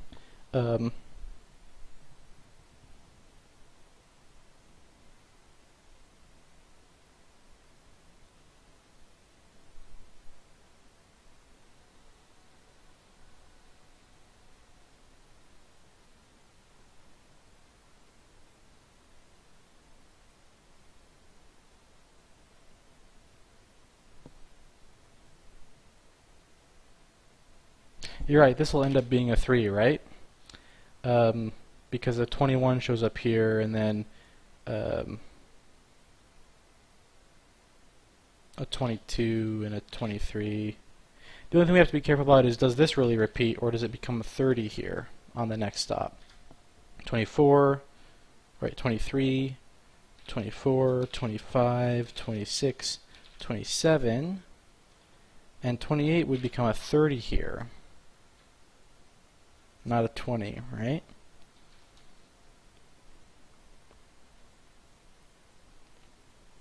But then you put in a 29, and you get this. And then you put in a 30, and you get this, and a 31, and you get this, or this. Yeah, okay. So I could believe that that part repeats. I'd have to study a little bit more to be sure, but yeah. So that turns out to repeat too. I like your notation, I'll use that. So this part is obviously just some integer that's getting added in. And what we have to do is figure out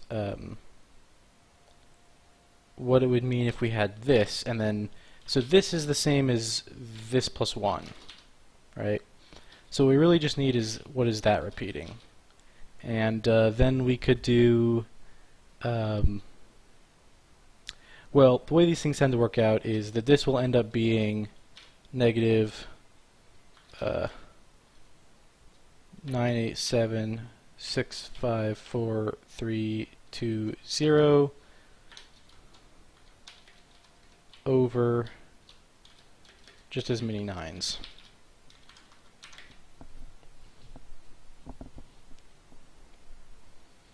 So then you take that and you add 1, and 7654320, make that negative. After this, we'll get back to writing C lessons instead of screwing around with goofy math ideas, but it's fun. 1, 2, 3, 4, 5, 6, 7, 1, 2, 3, 5, 6.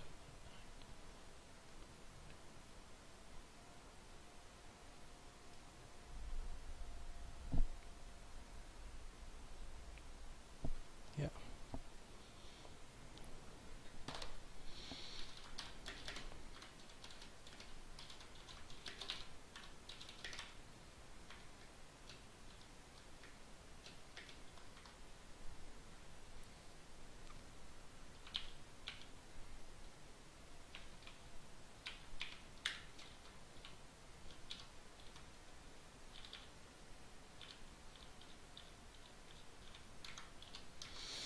So that's interesting. Now I want to see, because I'll bet you, there might be an error in my arithmetic somewhere, but that might also be a bug. It might not be well defined after all. Because obviously that multiplication should work out to be positive 1 over 81, right? If this is if this is homomorphic to negative 1/9, and this is homomorphic to negative 1/9, then the multiplication of these two should be homomorphic to 1 over 81.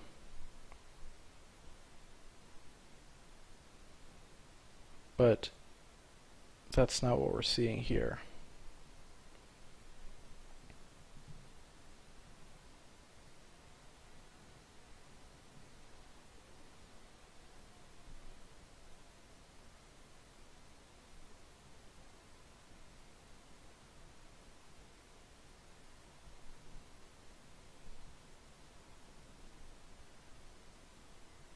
Interesting. I have to think about this some more. Something's gone wrong, I think. But maybe it's just not actually well defined. If multiplication doesn't work like this, like if this, it's not even about squaring really.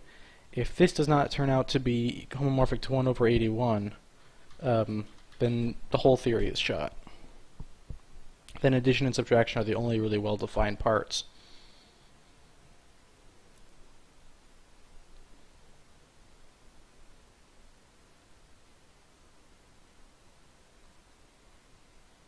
It's also the question of what happens at 100. It could be that this is not actually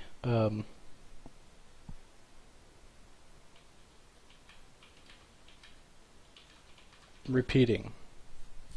I would have to do it out to 100 and see what happens there. Because it might be that we actually have a non-repeating thing here. And that wouldn't be bad. Like, that's not against the definition. It's just you can't, like, write it down in any way. There's no good notation for it if it's non-repeating. But it could be that this here is, in fact, homomorphic to 1 over 81. And it's just that we didn't get the repetition correct. But maybe if you're saying it's repeating, then that means that the multiplication isn't working.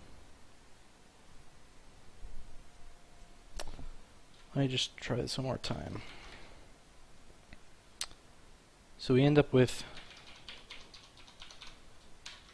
and then a 10 there, and then an 11, 12, 13, 14, 15, 16, 17, 18, 19, 20, 21, 22, 23, 24, 25, 26, 27, 28, 29, 30,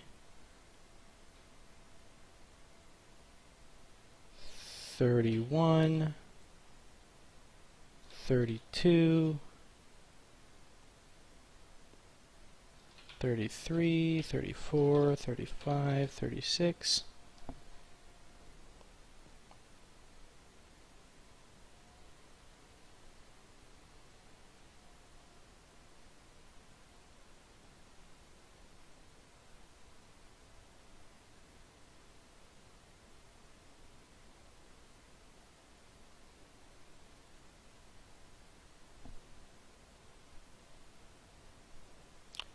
$37,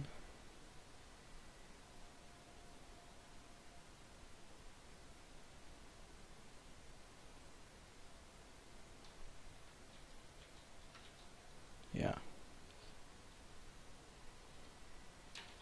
37. Now 38 would become like that. 39, 40, 41, 42, 43, 44, 45,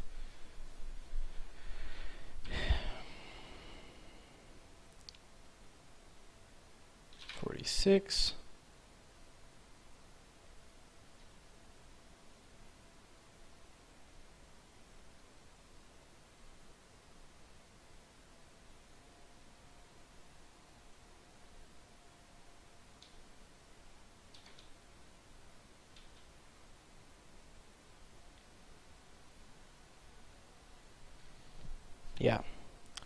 47, 48, 49, 50. Yeah, that's repeating up to that far. I don't feel like going all the way to 100.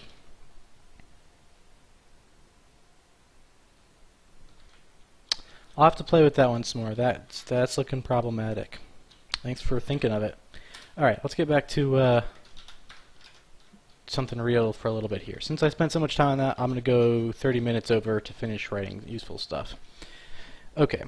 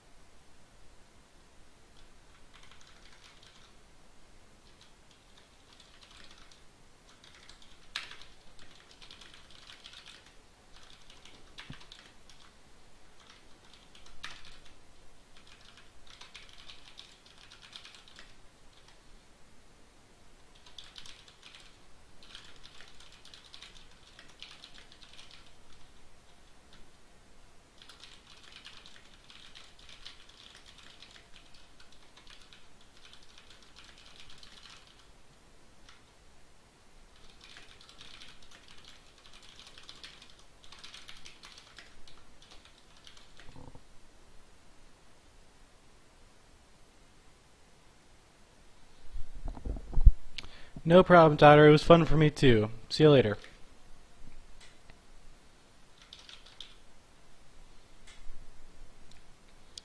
Alright, so now we're looking at other arithmetic operators we can introduce. We can do multiplication and subtraction.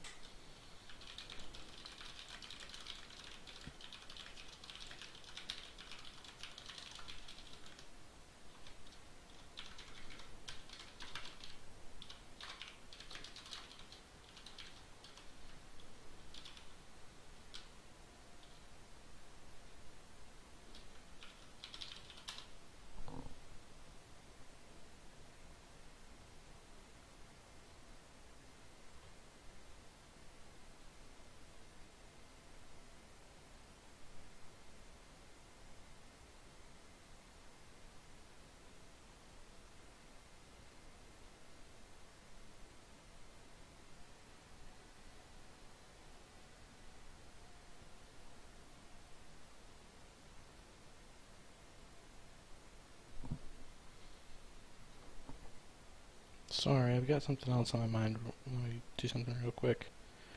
Yeah.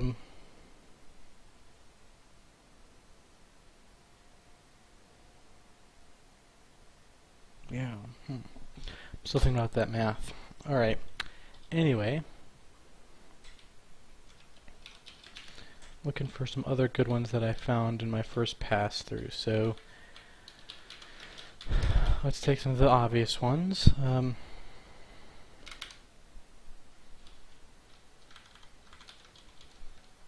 There we go.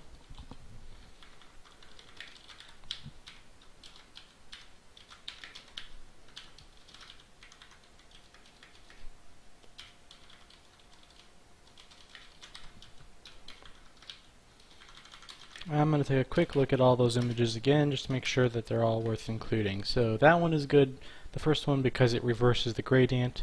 The second one is just too basic to skip. Here's the third one. Oh. I should keep this too. So x times y. I'm pretty sure I want to keep that one because it's very basic.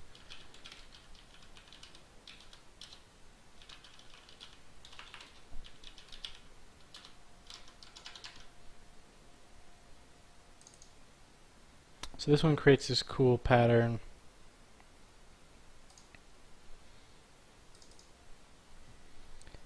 That where you can sort of see the since we're doing x times y, if we set x times y equal to like 255 for instance, then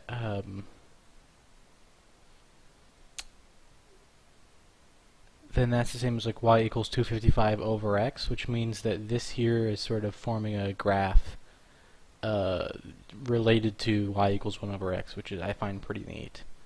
If you look along the spots where it's bright color, which is not always 255 exactly everywhere, but it's an approximation of it. Then after that, all this pattern is just from the wrapping going crazy, obviously. So you can see it wrapping many times.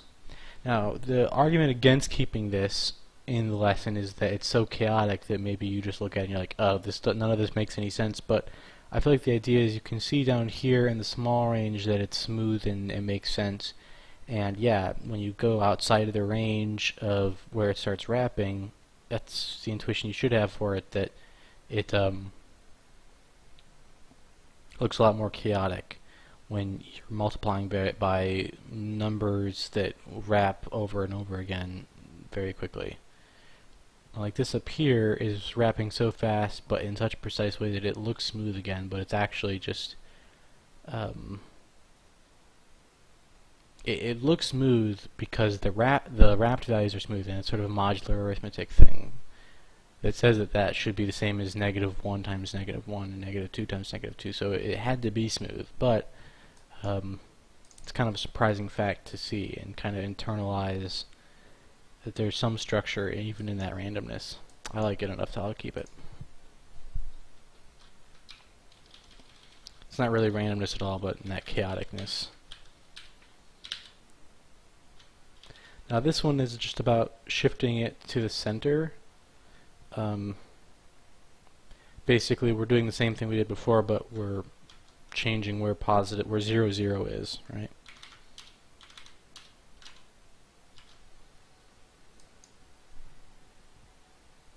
Yeah, the image is exactly 256 by 256.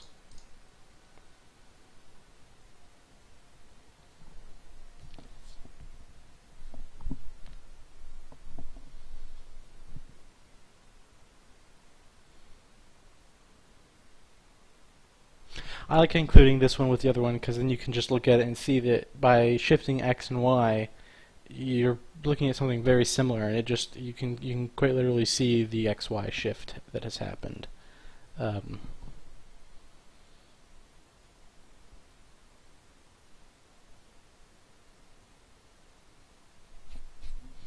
Now all the smoothness appears to be near 0, and you can see that 0 is sort of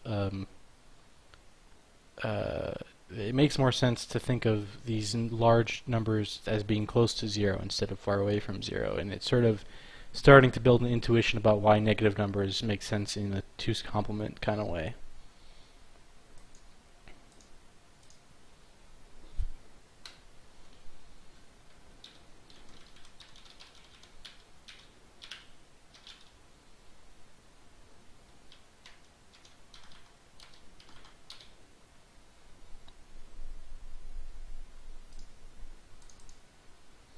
So this one lets you look at the multiplication with less chaos between x and y. So now you're just seeing gradual increase in x, and then it takes half as long for it to wrap a second time, and then it wraps more and more and more. And then it does this thing where as it approaches 128, it actually smooths out. And then it smooths out again at 256.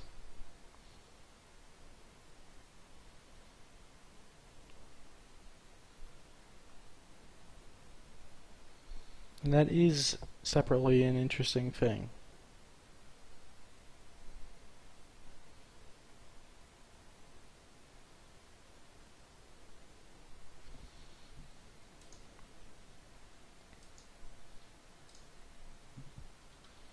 So I'm going to keep that. I like that one still. What about this one? This one's particularly good because it also starts introducing the idea of order of operations being relevant. So just for that reason, I'll probably keep it. But I don't think this lesson will address order of operations directly. It also is a much different image.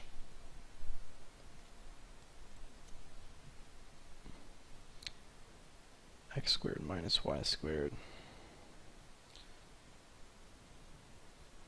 So as we move up from the origin, we become light right away because we're subtracting. And we've already done x minus y to see why that happens.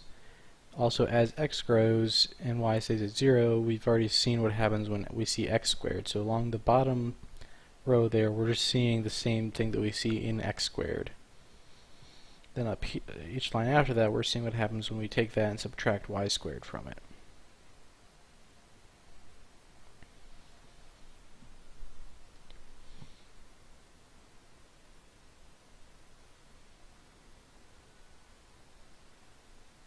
And that's like the coolest image of them all as far as I'm concerned. I think it's pretty neat looking. So I think a part of the fun of this lesson is getting to get in there and tinker with these kinds of things. Like once you know you can do that, what's stopping you from going nuts and being like, what if it's this? Is that anything interesting?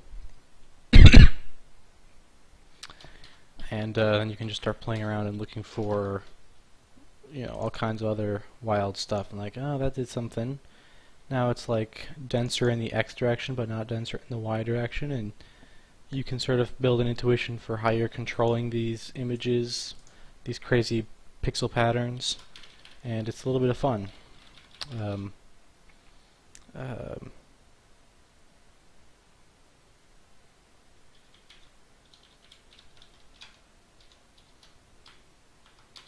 So the hope is that after doing lesson 2,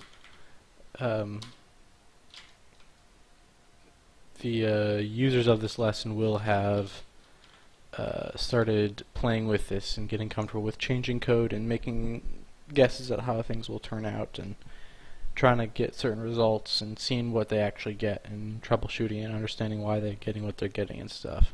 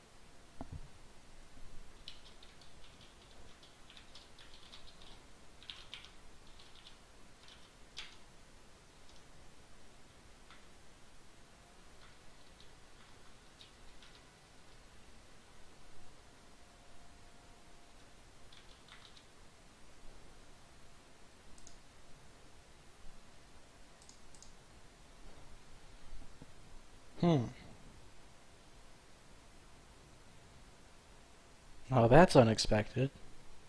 I didn't expect that. What did I type in? X squared minus y squared modulo 128.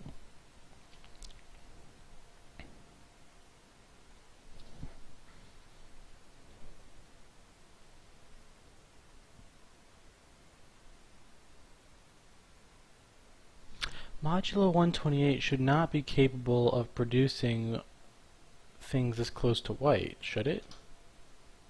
It should all be less than or equal to 128. Why am I getting white pixels up here?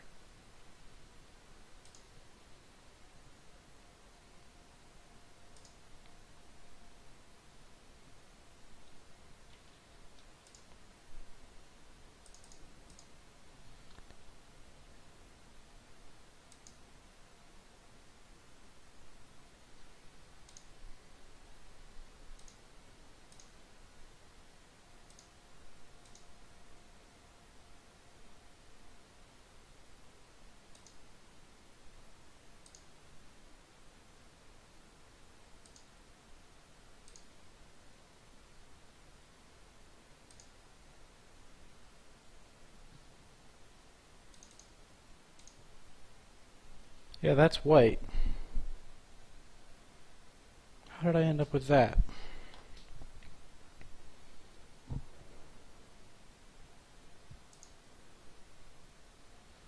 Alright, well, let me try this for myself. That's the pixel.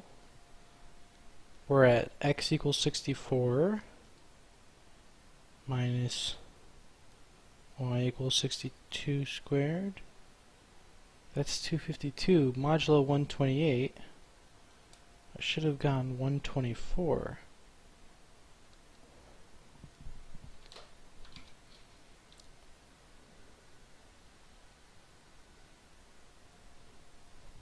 Right?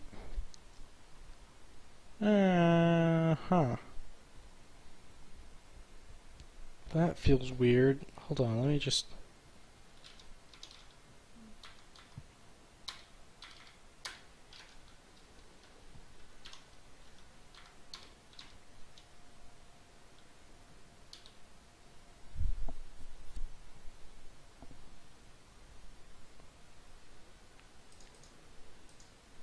Alright, so I'm not crazy, right? This is not supposed to happen.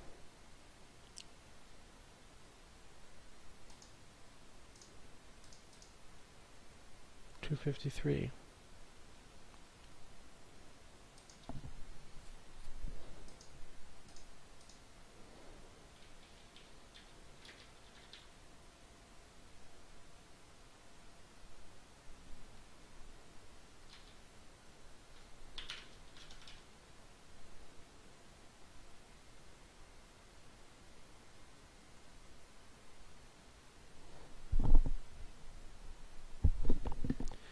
wonder if it's treating those as signed integers, for instance, perhaps.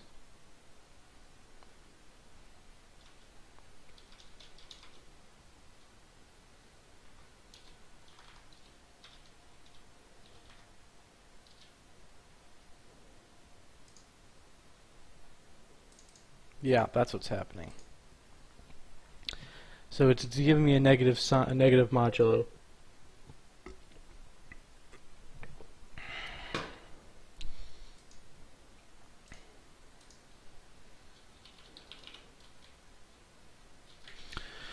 Right. Okay. So if I take x squared minus y squared, that could be negative, and it will hold that an assigned thing. So that when I do a signed number, modulo 128, it's giving me negative 1, negative 2, and then that, when it gets reinterpreted, is back to 255. So I want to make this an unsigned char before I do the modulo 128. And that's the kind of thing that makes these lessons hard, is the weird rules about things being hidden, being operated on in registers bigger than their variables in C, which is, probably the better way to specify it, almost certainly the better way to specify it, but certainly more confusing.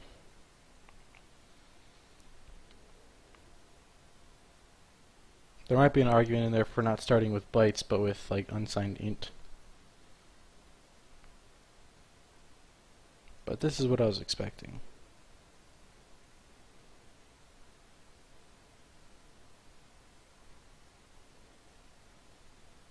It's basically darker and twice as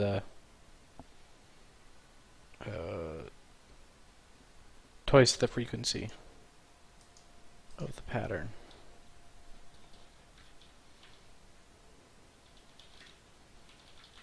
Okay, I'm going to leave that out because it's too complicated. Alright.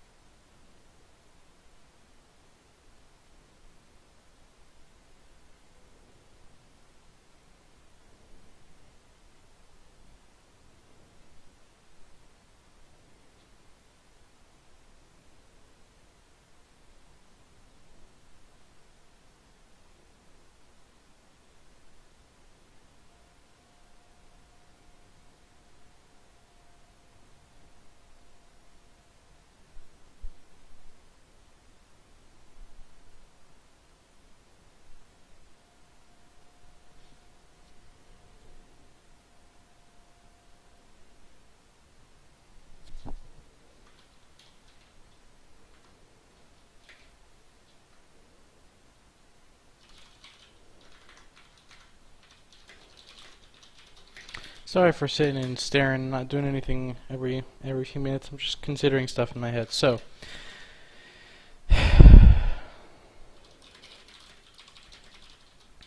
diagonal gradient, similar to the x plus y case.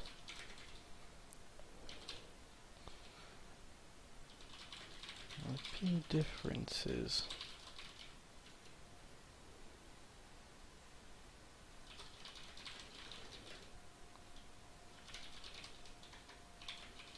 Happens when y is greater than x.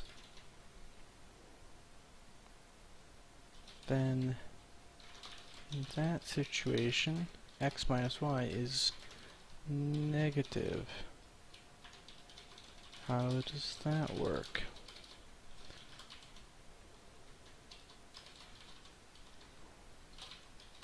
Since negative results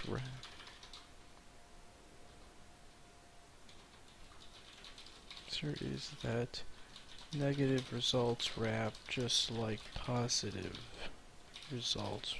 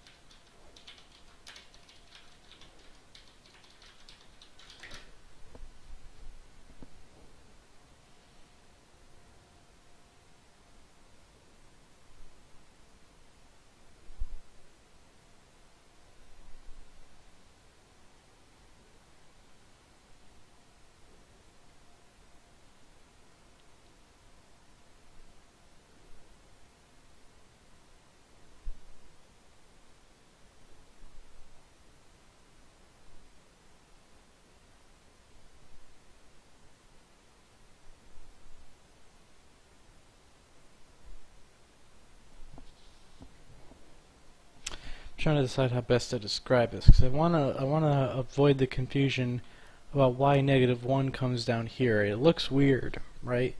Um,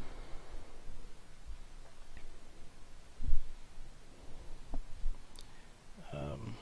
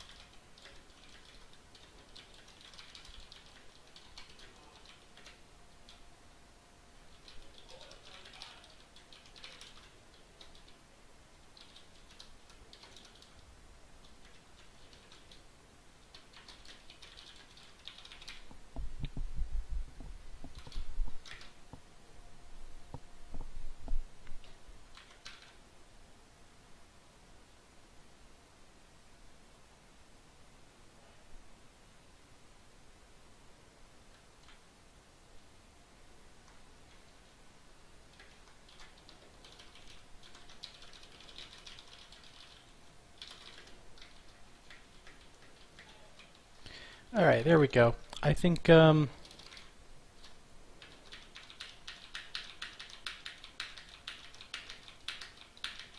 that's where I want to resume next time.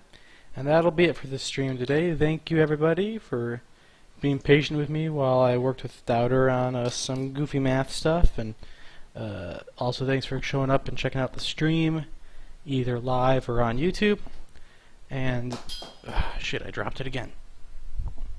And I will be happy to hear from people with more suggestions anywhere you want to get in touch with me, and probably stream again next week. Bye bye.